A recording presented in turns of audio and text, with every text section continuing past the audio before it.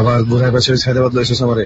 সায়দাবাদ না বেটা, এটা গুলিস্তান। আমার শরীর ভালো না, আমার কিছু ভালো লাগতেছে না। কই টাকা আছে তো? না, পকেটে নেই। তাহলে বাসে ঝুলে যেতে হবে। যেমনে না তো আমি ঝুলে যেতে হবে, আমার শরীরটা ভালো না, চল কোনো না। আচ্ছা তাহলে এসি বাসে? সিএনজি বেঞ্জিতে যাওয়া যাবে না, সিএনজি তো অনেক দূর হয়ে যাবে।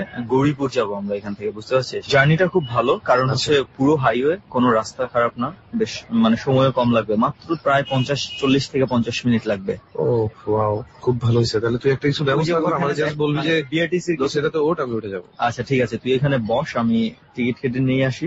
এসি বাস, প্রবলেম নাই তো? না না, কোনো প্রবলেম, কারণ এটাই হচ্ছে লাস্ট বাস দোস্ত, এর পরে আর বাস পাবো না। প্রবলেম থাকলে তুই কিছু করতে পারবি না, জিজ্ঞাসা কে তুই। আচ্ছা ঠিক আছে, তুই বস এখানে, তাহলে আমি টিকিটটা নিয়ে আসি। গুলিস্তান থেকে বাসে করে আমরা পৌঁছাই গৌরীপুরে। সেখান থেকে একটা সিএনজি ধরে আমি এবং সুমন পৌঁছে যাই চাঁদপুরের কচুয়া এলাকায়। তোর বলছিলাম না জার্নিটা অনেক ভালো হবে, দেখছো কোনো ধরনের তেমন কেন। কি জার্নি করালে, আমি তো সুস্থ হয়ে গেলাম। তাই? হ্যাঁ, ভালো লাগছে, আই ফিল ফ্রেশ। ওকে, তো রাস্তায় ঝাঁকি নাই, এটা সবচেয়ে ভালো লাগছে। আমার ধারণা তোর সবচেয়ে ভালো লাগছে ভাড়ার টাকা তো আমি দিছি। ট্রু, ওইখানে মনে করো আমার মনটা ভালো হয়ে গেছে, মন ভালো হওয়াতে শরীর ভালো হয়ে গেছে। আমি বুঝতে পারছি মামা, তোমার কাহিনী আমি বুঝছি। তুই আমার আরো ভালো দেখতে চাস না? না, আর ভালো দেখতে চাই না। যা ভাড়া দিস।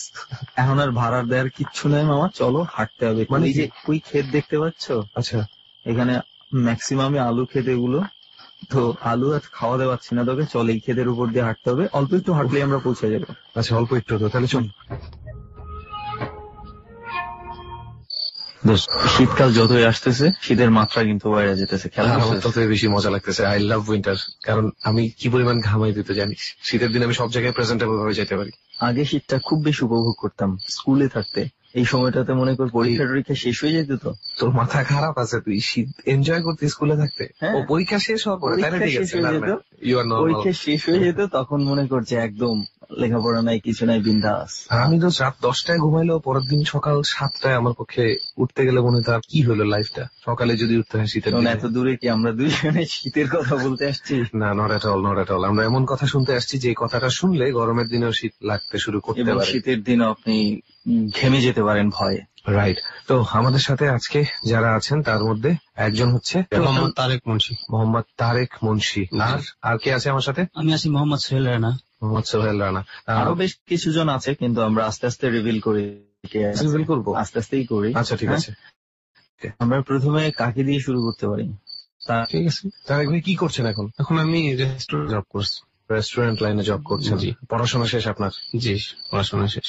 আচ্ছা, সেখানে কি কোনো মানে ডিসকাউন্ট যেতে পারে? আমরা দুজন একটু আবার মাঝে জার্নিতে একটু অবশ্যই পাবেন, আপনারা গেলে অবশ্যই। ওকে, কাজ হয়ে গেছে।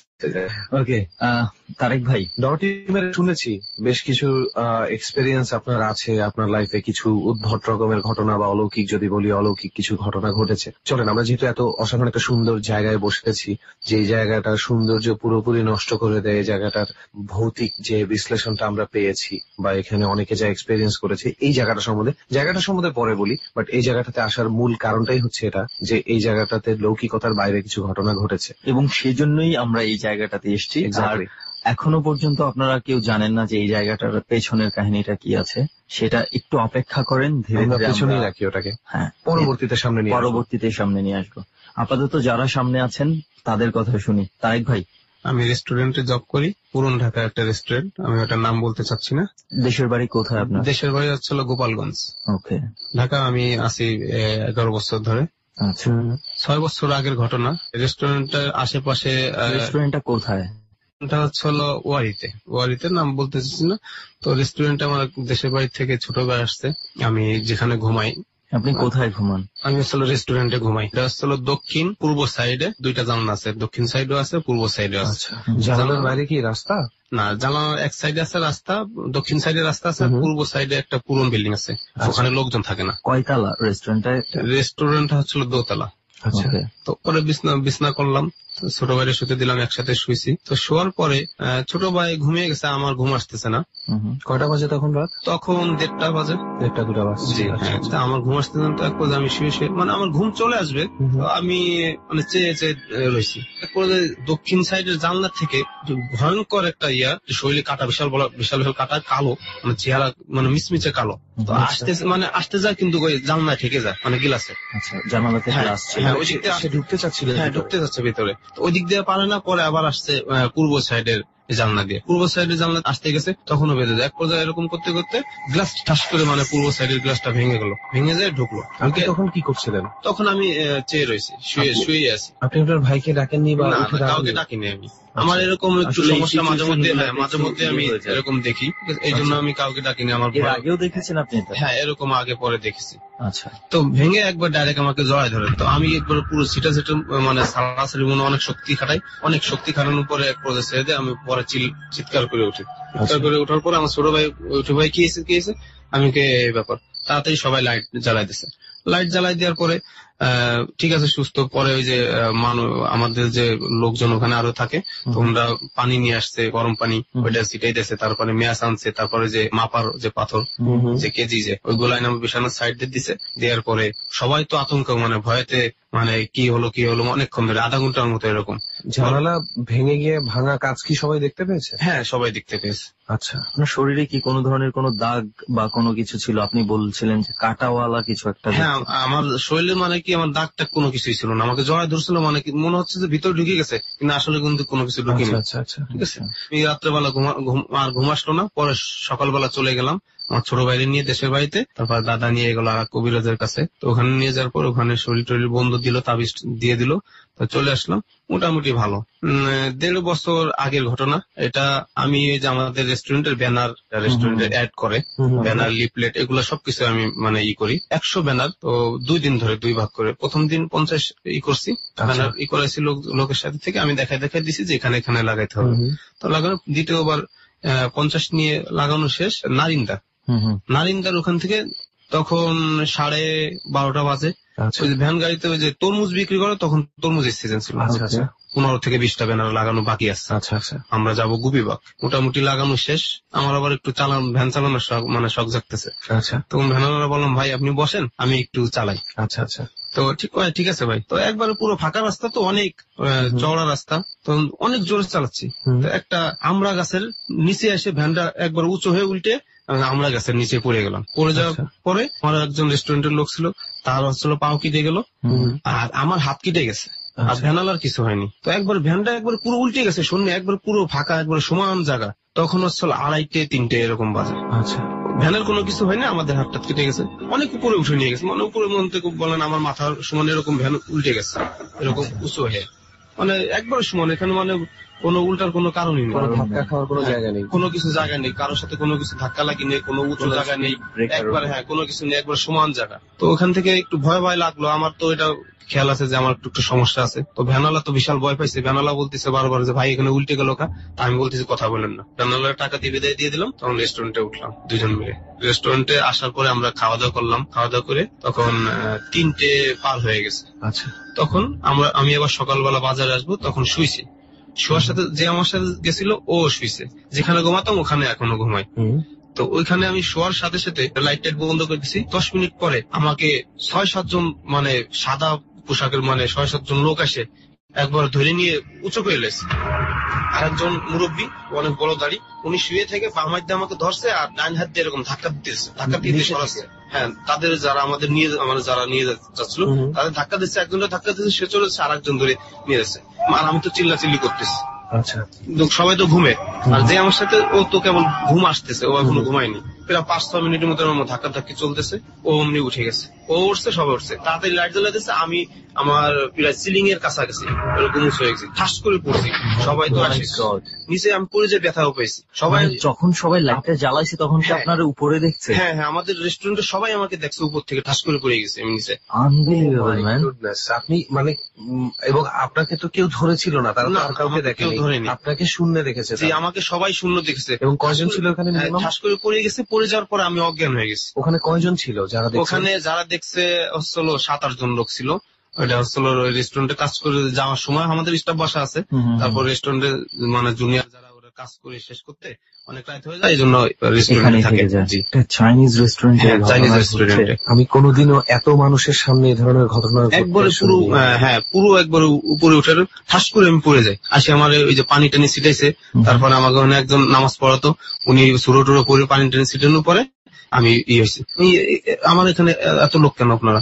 তুমি তো উপরে উঠে তুমি ঠাস করে পড়ে গেলে, তুমি চিল্লা চিল্লি করছো। আমি হ্যাঁ আমি তো এরকম দেখছি, আমার 6-7 জন লোক আমার নিয়ে যাচ্ছে, আর আমার নিচের থেকে একজন বামার দিয়ে ধরে রাখছে পেটের এদিক দিয়ে, তো বলতেছে তো খুব খারাপ অবস্থা, তো তাহলে আচ্ছা ঠিক আছে, ওই যে ম্যাস্টাস দিয়ে একবার পুরো আমার আগুন টাগুন জ্বালায় পুরো ইটি করার পরে, তো ওখানে মোটামুটি আধা ঘন্টা পরে পুরো সুস্থ। এই ঘটনাটা হচ্ছে আপনার প্রথম যে আরেকটা ঘটনা ঘটেছিল ওটার পরে ঘটেছে, এই তো 1.5 বছর আগে। সেটা ছিল 6 বছর আগে। হ্যাঁ সেটা 6 বছর আগে ছিল, মানে ওপেনিং সময়। আমি আবার চলে গেলাম দেশের বাড়ি, ওখান থেকে তাবিজ টুবিজ দিলাম। তো মোটামুটি রাত্রেবেলা আবার স্বপ্নে দেখি আমার ডাকে, ঠিক আছে, এরকম আয় আয়, কিন্তু আমার কাছে আসতে পারে না। ঢাকা আসার পরে কি ডাক্তার মধ্যে কি ভয়ঙ্কর কিছু ছিল, নাকি মায়া করে ডাকা যে তুমি আমাদের কাছে চলে আসো, আমাদের কাছেই থাকো? ভয়ঙ্কর বলতে কি, যারা যে আমাকে মানে জড়াই থাকতো উনি কিন্তু আমার কাছে সবসময় থাকতো, মানে এরকম ডাকলে আমার মানা করতো তুই যাস না, ঠিক আছে, আর ওরা বলতো আয় আয় অনেক কিছু দেবো, ঠিক মানে ভয়াবহ একটা মানে শব্দ। আপনার ছোটবেলায় কি কোনো এরকম ঘটনা বা কিছু? হ্যাঁ, আমি যখন একবার ছোট ছিলাম তখন আমার বয়স 10-15 দিন হবে, তখন এটা আমি বড় হলে আমার মা আমার বাবার কাছ থেকে শুনছি যে ছোটবেলা আমি মার দুধ খেতাম না, আর মার কোলে যেতাম না, বাবার কোলে যেতাম না, আমি অন্য দিক মানে চাইয়ে মানে এরকম মাথা ঝাঁকাতাম আর কান্না করতাম। এক পর্যায়ে মানে আমি অসুস্থ হয়ে গেলাম, তখন বাবা ডাক্তার দেখাইছে, ডাক্তারে কোনো কিছু করতে পারিনি, পরে কবিরাজ দেখাইছে, কবিরাজের কাছে নিয়ে যাওয়ার পরে বাবা যেটা আমার বললো বড় হলে, কবিরাজের কাছে নিয়ে যাওয়ার পরে কবিরাজ ঝাড়ি টেনে দেওয়ার পরে কবিরাজ বললো যে আমার নাকি জেনের আসর আছে, আমার ঘাড়ে জেনের আসর আছে, দূর থেকে এটা করে কাছে এখন আসতে পারিনি, পুরো শরীর টরীর তখনই বন্ধ দিয়ে দিল। পরে আমার বাবারা বললো যে তোমাদের ঘর বন্ধ দিয়ে দিতে হবে, আর তোমাদের এরিয়ার সাইডে যে এরিয়াটা পুরো বন্ধ দিয়ে দিতে হবে। ওটার পরে মোটামুটি ঠিক আছে, কোনো সমস্যা হয়নি তখন। তো তারপরে আমি যখন বড় হলাম, আমার 7-8 বছর বয়স, আমার পানের বরজ ছিল, ওই বরজের পাশেই বিশাল বড় বাগান ছিল, বাগানের ভিতরে মানে দিনে দুপুর মানুষ ঢুকলে দেখা যায় না। পানের বরজ গুলো আসলে এমনই অনেকটা ঘরের মতোই করে ফেলে, এক চতুর্দিকে দেয়াল থাকে, খ্যারের খুব সম্ভবত দেয়াল থাকে, মনে হচ্ছে যে পুরোটা তোর দূর থেকে দেখে মনে হবে যে এটা একটা ঘর, কিন্তু আদতে এটা একটা ক্ষেত, জি পানের ক্ষেত। তো একদিন আমার মা বললো দুপুরের সময় তোমার বাবার ডাকি নিয়ে আসো, যাই বলো যা ভাত রান্না হয়ে গেছে, মা ডাকতেছে। তো আমি আসলাম বাবার ডাকার জন্য পানের বরজে, পানের বরজে ঢুকছি, তো আমার কাকার সাথে দেখা হয়েছে। কাকারে বললাম কাকা বাবা কোথায়? তো কাকা বললো যে তোমার বাবা তো একটু বাগে গেছে, ঠিক আছে তুমি থাকো, আসতেছে এখনই চলে আসবে না। তা আমি আবার একটু চঞ্চল ছিলাম, তো কাকা কাজ করতেছে কাকারে আমি ফাঁক দিয়ে আমি আবার চলে গেছি বাবার খোঁজার জন্য বাগে। আর বাগে তো আমার যাওয়ার অভ্যেস হয়ে আছে, আমি আগে থেকেই যাই। তো বাগে চলে গেলাম, যাওয়ার পরে সব জায়গাতে খুঁজলাম, অনেক বড় বাগান, তো মানে বাগানের ভিতর মানে পথ দিয়ে খুঁজছি, যেখানে চিকুন চিকুন রাস্তা আছে ছোট ছোট, একজন লোকই যাওয়া আসা করতে পারবে, কি হয়তো হাইস্টলে 2 জন লোক যেতে পারবে একটুক রাস্তা। তো ওখান থেকে খোঁজাখুঁজি করলাম, আব্বা মানে বাবা বলে ডাকাডাকি করলাম, তা কোনো সারা শব্দ পাইনি, তখন ব্যাক করছি। আচ্ছা, চলে আসতেছি, চলে আসার পরে বাগান মানে বাগান থেকে বেরোবো, ওইখানে একটা বেত বাগান আছে, বিশাল বড় বেত বাগান, ওর ভিতরে মানে কিছুই মানে দেখা যায় না, দিনে দুপুর অন্ধকার মনে হয়। ওর ভিতরে একটা মনে করেন মুরগি পর্যন্ত ঢুকতে পারে না। বেত বাগান গুলো সাধারণত এত ঘন এবং কাটাও থাকে, জি কাটা কাটা থাকে। বেত বাগানটা পার হয়েছি, পার হয়ে পানির বরজের সাইড দিয়ে যাচ্ছি, বেত বাগানের থেকে 10-12 হাত সামনে এগোচ্ছি, তখন আমার দাদার মা মানে বড় মা, ওনার বয়স তখন 109 বছর। তো উনি ওখান থেকে হাইটে যাচ্ছে, তো আমি বললাম ও বড় মা কোন জায়গায় যাও? তা বড় মা কোনো কথা বলে না। 2-3 বার বললাম, আমার ক্রস করে একবারে বেত বাগানে সোজা ঢুকতেছে। আমি বললাম ও বড় মা তুমি ওই বেত বাগানের ভিতরে যাচ্ছ কা? তা কোনো কথা কয় না, লাঠিতে বাড়ি মুড়ি দিয়ে একবার ভিতরে ঢুকে গেল। তো আমি আবার দাঁড়ায় দেখলাম যে ভিতরে ঢুকে গেছে, আর পরে কোনো কিছু নেই। আমি এক দৌড় দিয়ে চলে আসছি, আমার আসার পরে আমার বাবারে পাইছি আমি বড়। তারপর বাবারা এসে বললাম যে বাবা বড় মা তো ওই যে বেত বাগানের ভিতর ঢুকতেছে। আমি জিজ্ঞেস করলাম, উনি কিছু বললো না, ওর বেত বাগানের ভিতর ঢুকে গেল। তাও বাবা বললো যে আচ্ছা ঠিক আছে তুমি বসো, আমি একটু টয়লেট করে আসি। পরে বললো যে আচ্ছা চলো যাই। তো যাওয়ার পথে বড় মা হয়ে গেছে, দেখালো যে এই যে তোমার বড় মা ওই বাসা হয়ে গেছে। হ্যাঁ হ্যাঁ, বড় মার বাসা হয়ে, মানে ভয়। বড় মা আমি বললাম বড় মা তোমার যে আমি ডাকলাম তুমি বেত বাগানের ভিতরে ঢুকে গেলে, তো তুমি কথা কইলে না কা, হয় একটু কাজে গেছিলাম, মনে একটা জিনিস আসলে তো এটা আনতে, এই জন্য আমি, তুমি তো ছোট মানুষ কাটা টাটা ইংবে না, এই জন্য তোমার আমি ডাহিনি। আব্বা আবার আমার আসার পরে লোহা গরম করে পানি গ্লাসের ভিতরে দিয়ে পানি খাওয়াই দিল। তো অনেকদিন পরে আমার এটা বাবা বললো যে আসলে তুমি যে ওখানে যেটা দেখছিলে ওটা তো তোমার বড় মা ছিল না, তোমার বড় মা তো বাসায় ছিল, ওইটা হচ্ছিল অন্য কিছু, অন্য ভয়াবহ কিছু। মানে আপনি ভয় পাবেন বলে আপনাকে, হ্যাঁ ভয় পাবো বলে, এই জন্য তুমি ভয় পাবা বলে এই জন্য আমি তোমাকে এটা বলছি। আর তুমি যখন আমার এখানে বড় যে আসলে, যে তুমি আমার যখন বললে, আমি যে তোমার বললাম যে আমি টয়লেটে যাচ্ছি, তখন আমি কিন্তু টয়লেটে যাইনি, তোমার বড় মার কাছে আসছিলাম, তোমার বড় মারে মানে সবকিছু বুঝে বললাম যে এ ব্যাপার ওর নিয়ে আসতেছি, তা দিয়ে আপনি এটা বললেন। আসলে কোনো এক কারণে বড় মা ঢুকে যাচ্ছেন বেদবাগানের ভিতরে, এটা শুনেই আপনার বাবার সন্দেহ হয়। জি জি জি। এবং শেষ তৎক্ষণাৎ বাথরুমে যাওয়ার কথা বলে চেক করতে যায় যে বড় মা আসলে কোথায়। জি জি। এবং জেনেও আপনাকে বলেনি, কারণ আপনি তখন বাচ্চা মানুষ, আপনি ভয় পেয়ে যাবেন। জি। পরবর্তীতে সে আপনাকে এসে বলে যে না, আসলে সেটা তোমার বড় মা ছিল না। জি। আমরা একটা ঘটনা শুনেছিলাম ডট টিমের কাছে আপনার, যে পুকুরে কোনো কিছু একটা মনে হয় ঘটেছিল, কোনো একটা পুকুরে। জি জি। সেটা আসলে কি ছিল?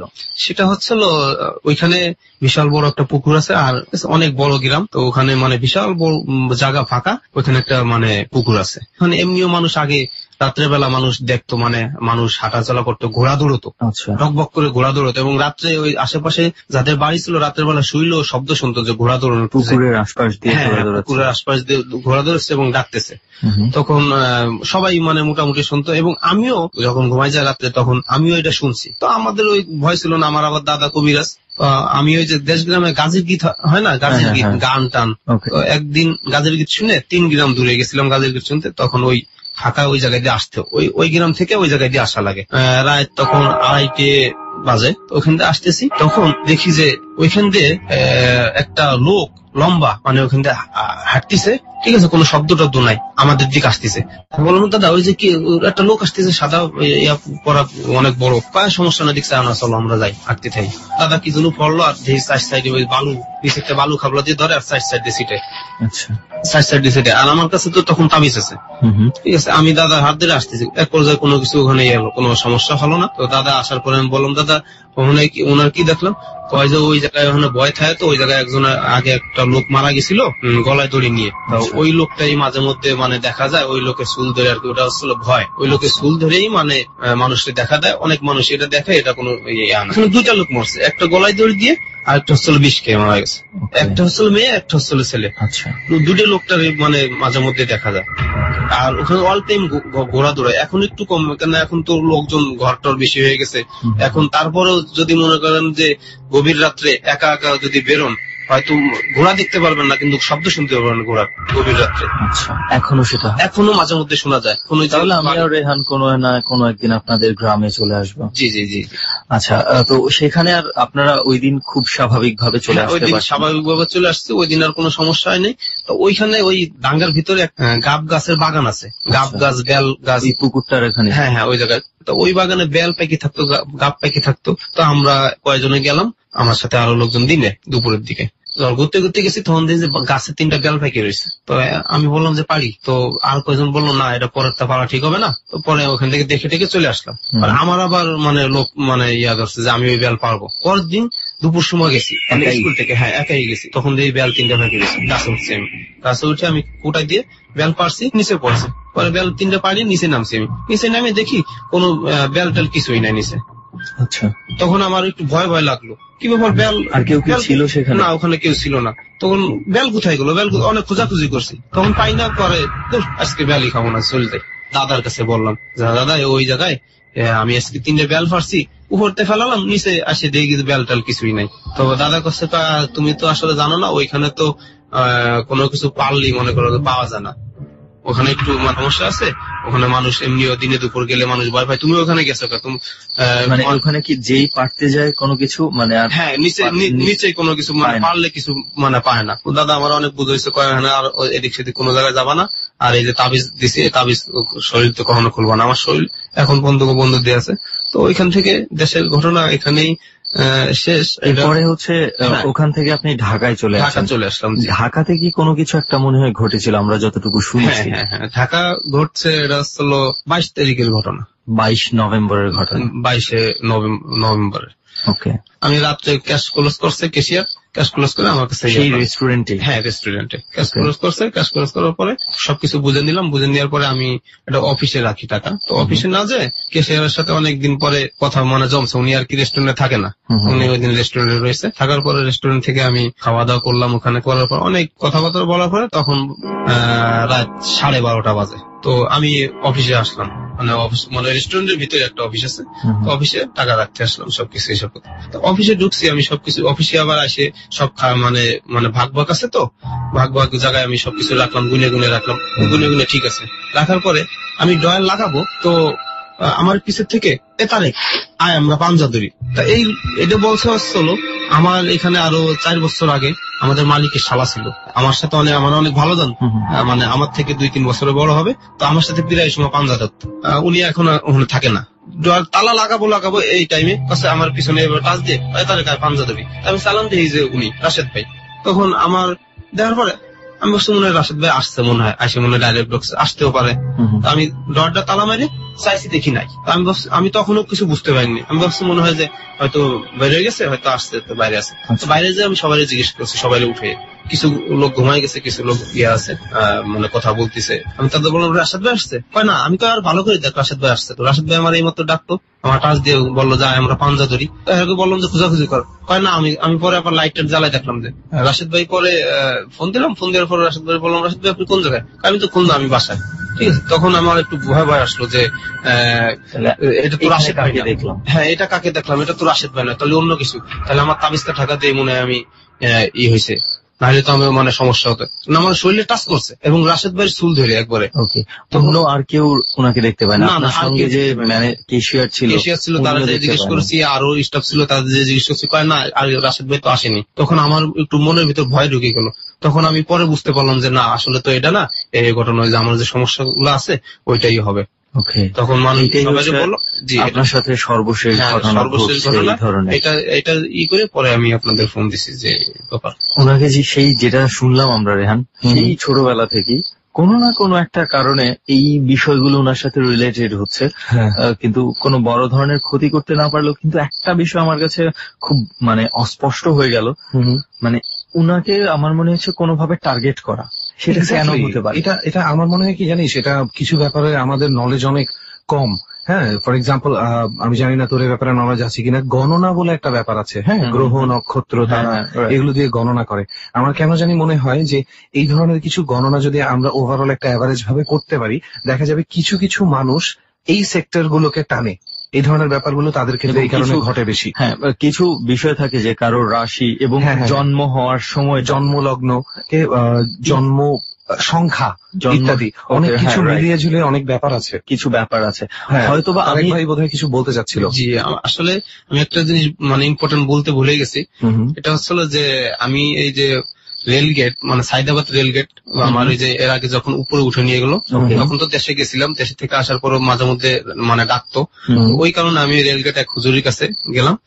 মানে উনি এগুলাই করে, তো উনি আমারে মাটি, তারপরে সরিষার তেল, মানে খাঁটি মানে নদীর মাটি, আমি মামা ঘাটে যাই নদীর মাটি আনলাম। উনি বললো যে হ্যাঁ তোমার তো তুমি তো বাইসে যাচ্ছ তোমার একটা ইয়ার কারণে, মানে সবচেয়ে আপন কিরকম, তোমার সবচেয়ে ভালো জানতো বেশি, মরি টরে গেছে, মারা গেছে।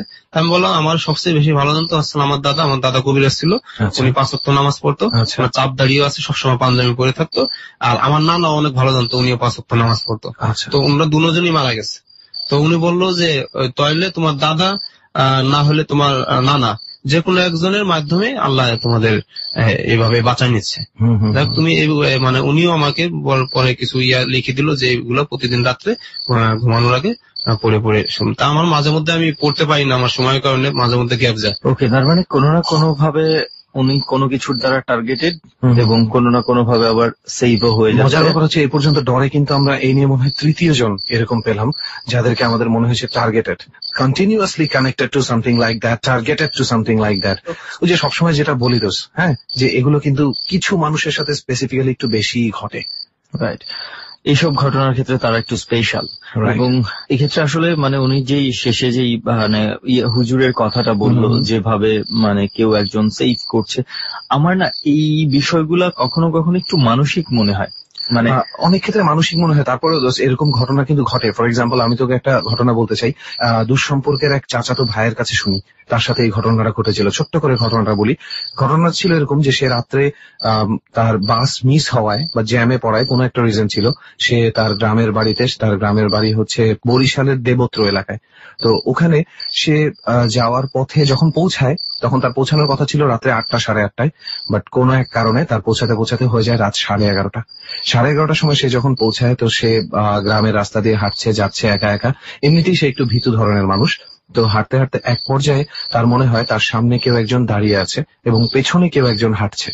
একই সাথে তার দুইটা ফিলিংস হয়, এবং সামনে দাঁড়িয়ে থাকাটাকে এক পর্যায়ে তার মনে হয় সামনে যেই গাছটা সে দেখতে পাচ্ছে সেই গাছটা আসলে গাছ না, গাছটা মুভ করছে কোনো একভাবে।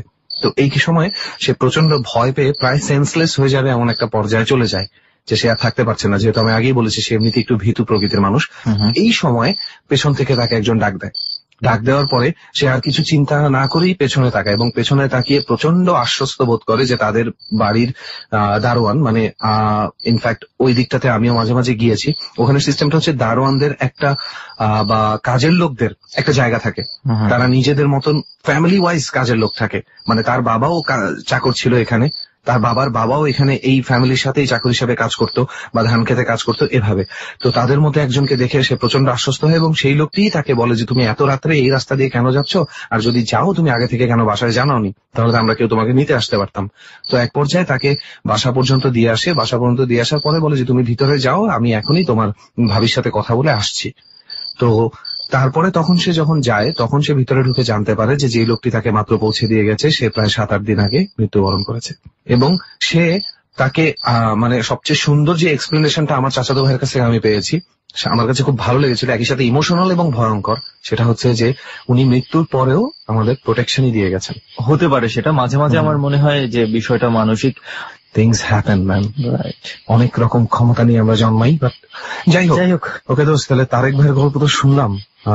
আমাকে সবচেয়ে অবাক করছে সত্যি কথা বলতে ওনার ও যে উপরে উঠায় রাখছে এবং এটা 7-8 জন দেখছে, দ্যাট ইজ মানে অ্যামেজিং ম্যান। এটা মানে কি বলবো, যে এই সিন যদি তোর দেখতে হয়, তুই তোর সামনে যদি ঘটে, এই সিনটা আমার কাছে অনেকটা মানে একটু সিনেমা স্টাইলও মনে হতে পারে। সেটা তো তাই মনে হবে, মনে হচ্ছে যে কোন একটা সিনেমা দেখছি, কিন্তু 6-7 জন মানুষ সেটা দেখেছে। এটা হচ্ছে এই কারণে আমি এটা ওই সময় এমফ্যাসিস করছি যে আপনার সাথে যারা ছিল তারা কি সবাই আপনাকে এই অবস্থায় দেখছে কিনা।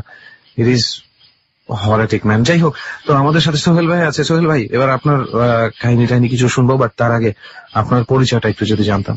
আমার নাম সোহেল রানা, আমার গ্রামের বাড়ি পাবনাতে, চাকমা থানা, আলমনগর গ্রাম। আচ্ছা, আমাদের গ্রামে মানে কিছু কিছু জায়গায় কিছু জিনিস আছে, যেরকম এক এলাকায় এক সাইডে আছে আমাদের গ্রামেই পশ্চিম পাশে, ওখানে জেলেদের বাস ছিল, মানে যারা মাছ জেলে পাড়া। হ্যাঁ, জেলে পাড়া। আচ্ছা আচ্ছা, একটু সোহেল ভাই বলেন তো, আপনার কি শীতে খুব কষ্ট হচ্ছে? ঠান্ডা একটু লাগতেছে, মানে আমি অসুস্থ। আসলে শীতের দিন তো, আসলে আসলে আপনার ঘটনা মনে হয় বলতে গেলে আমরাও একটু ওয়ার্ম আপ হয়ে যাবো, সেই সাথে আপনিও হয়ে যেতে পারেন। কারণ এই ঘটনাগুলো যখন অনেকে আমরা শুনেছি যে যখন ঘটনাগুলো বলে যে আমি যে এখন বলছি এখনই গায়ের রোম দাঁড়িয়ে যাচ্ছে। সেটাই। আচ্ছা, তারপর কি হলো? আপনি ওই জেলে পাড়ার কথা। ওই জেলে পাড়ায় মানে বিশাল একটা বড় বাগান হয়েছে, মানে অনেক বড় নাম করা বাগান, জেলে পাড়া বাগান বলে। বিভিন্ন ধরনের ফলের গাছ আছে ওখানে, মানুষজন নাই, মানে বাড়ি ঘর নাই। বাগান দুই সাইডে বাগান, মাঝখান দিয়ে রাস্তা আছে, আমাদের গ্রাম থেকে অন্য গ্রামে বাজারে যেতে হয় ওই রাস্তা দিয়ে। আচ্ছা আচ্ছা। আমাদের গ্রামের লাস্ট সীমানায়, মানে আমাদের গ্রামের সীমান্তের বাইরে আর একটা গ্রাম যে সময় অ্যাডজাস্ট হবে, ওই মাঝখানে আবার একটা শ্মশান আছে, মানে এটা হচ্ছে আমাদের গ্রামের পূর্ব পাশে। আচ্ছা। আর বাগানটা হচ্ছে পশ্চিম পাশে। আচ্ছা। পূর্ব পাশে শ্মশান আছে, ওই রাস্তার ডাইন সাইডে হচ্ছে আপনার, মানে আমাদের গ্রাম থেকে অন্য গ্রামে যাইতে রাস্তার হাতের ডাইনে পরে হচ্ছে আপনার শ্মশানটা, আর তারপরে পরে নদী, আর বাম দিকে হচ্ছে আপনার বিশাল বড় মাঠ। এগুলো পাড়ি দিয়ে তারপরে হচ্ছে আপনার অন্য একটা গ্রামে যেতে হয়। পরে এমন সময় আপনার হচ্ছে এই গ্রামে মনে করেন যে আরো কিছু কিছু জায়গা আছে, আবার মনে করেন যে মাঝখানে আমাদের গ্রামের মাঠের মাঝখানে একটা এলাকা আছে যেটা খুকশিগাড়া বিল বলে, হাওর, মানে জমি চাষ করে, কিন্তু সেখানেই এই খুকশিগাড়া নামে একটা বিল আছে, হাওর আছে। মানে ওখানে খুব ভয়াবহ অবস্থা হয় বিলটা। কেন? ওখানে যে জায়গাগুলোর কথা বললাম, এখানে 3টা জায়গায় খুব ভয়াবহ অবস্থা। আর হচ্ছে এখানে সবগুলাই আমি গল্প শুনছি, কিন্তু আমি বিশ্বাস করি না। কিন্তু আমি বিশ্বাস করছি 3 জায়গায় যখন আমারে নিয়ে ঘটনা ঘটছে, তারপরে আমি বিশ্বাস করছি যে না, এটা সত্যি। কি ঘটেছে আপনার সঙ্গে শুনে? যেরকম হচ্ছে আপনার শ্মশানের ঘটনাটা যদি বলি, মানে ভয়। আমি ছোটবেলা থেকে গান বাজনা করতাম, বিভিন্ন প্রোগ্রামে যাইতাম গ্রামে, স্কুলে বিভিন্ন, যেরকম হচ্ছে 16 ডিসেম্বর, তারপরে হচ্ছে 21শে ফেব্রুয়ারি, এগুলো আসলে মানে আমি প্রোগ্রাম করতাম। এর সাথে আমার 2টা বন্ধু থাকতো, একজন ফুফাতো ভাই আর একটা গ্রামেরই বন্ধু। একদিন হচ্ছে আপনার এটা 16 ডিসেম্বর হবে না 21শে ফেব্রুয়ারি, আমার তো খেয়াল নেই, 7-8 বছর আগে তো হতো, মানে যে কোনো একটা হবে। গান গাইতে গেছি, মানে আমাদের গ্রাম থেকে মাঝখানে একটা গ্রাম, তার পরে গ্রামে আমরা গেছি বিকাল, মানে সন্ধ্যার একটু আগে, আসরের আজানের ওইদিকে আমরা বেরোইছি। 3 জন যাওয়ার পরে ওখানে গান শেষ করছি, খাওয়া দাওয়া করছি, আস্তে আস্তে আমাদের 2টা বাজে, রাত 2টা।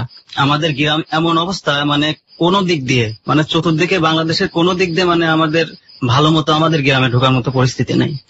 যদি রাস্তাঘাট ভালো নাই, মানে আমাদের গ্রামে যে দিক দিয়ে ঢুকবো, নাই নৌকা পার হইতে হবে, আবার শুকায় গেলে হাইটে যাইতে হবে মাঠের মধ্যে দিয়ে, আর পানি থাকলে নৌকায় পার হইতে হবে।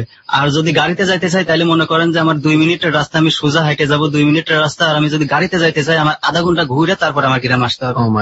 এরকম অবস্থা। তো ওখান থেকে আসার সময় রাত 2টা বেজে গেল।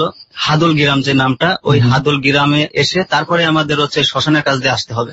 আচ্ছা, এখন যদি রাস্তা দিয়ে যাই তাহলে শ্মশানের সাথ দিয়ে আসতে হয়, আর যদি শ্মশানের একটু দূর দিয়ে যাইতে চাই 200 গজ কিংবা 250-300 গজ দূর দিয়ে, তাহলে মাঠের মধ্যে দিয়ে সোজা নামতে হবে। আচ্ছা আচ্ছা। আমি করলাম যে, বললাম বুলবুল নাম আমার ফ্রেন্ডে, বললাম যে বুলবুল রাত তো অনেক হয়েছে ভাই, আমার তো ভয় ভয় লাগতেছে, শ্মশানের কাছে এই সোজা যাই, মাঠের মধ্যে দিয়ে সোজা যাই, যাতে শ্মশানটা আমাদের আয়ত্তের বাইরে থাকে, চোখের বাইরে থাকে, ওইদিক নজরই দেবো না, এরকম ভাবতেছি। তো বলে চল যাই। 3 জন 3টা সিগারেট ধরাইছি। আচ্ছা, সিগারেট ধরাইছি, হাতে 3-4টা রাখছি, একজনের হাতে একটা বক্স আছে। আচ্ছা, মানে এটা আমার ধারণা আছে যে আগুন কাছে থাকলে খারাপ কোনো কিছু মানে কাছে আসতে পারে না, এটা বিশ্বাস করে বেদায় সিগারেটটা ধরাইলাম। 3 জন যাইতে যাইতে হঠাৎ করে বাম সাইডে যে শ্মশানের দিকে আমার নজর গেছে, মানে ওই দিক তাকাবো না, আমি ভুলে থাকা যাচ্ছি যে আমার সাইডে শ্মশান আছে, মানে অন্য মনের ভেতরে অন্য কিছু আনতে যাচ্ছি। আমি মানে মন থেকে দূরে সরাই দিতে যাচ্ছি, সরাই দিয়ে আবার মনে মনে ভাবে এই অমুক দিন দেখলাম ওই অমুকরে হচ্ছে এইভাবে পুরাইছে, এইভাবে কাঠের উপরে দিয়ে আগুন ধরাই দিয়ে পুরাইছে, এইভাবে পুরাইছে, এগুলো কল্পনা ভাইসে আসে, প্রবৃত্তি আসবে। কিন্তু আমি ভুলতে চাচ্ছি, আর আমি ওই সাইডে তাকাইতে চাচ্ছি না। কিন্তু বুলবুলে বললাম, বুলবুল আমরা ডাইন দিয়ে কাটে যাই, চল এখান থেকে সোজা একেবারে দরকার পানির ভেতরে চলে যাবো, পানি আছে।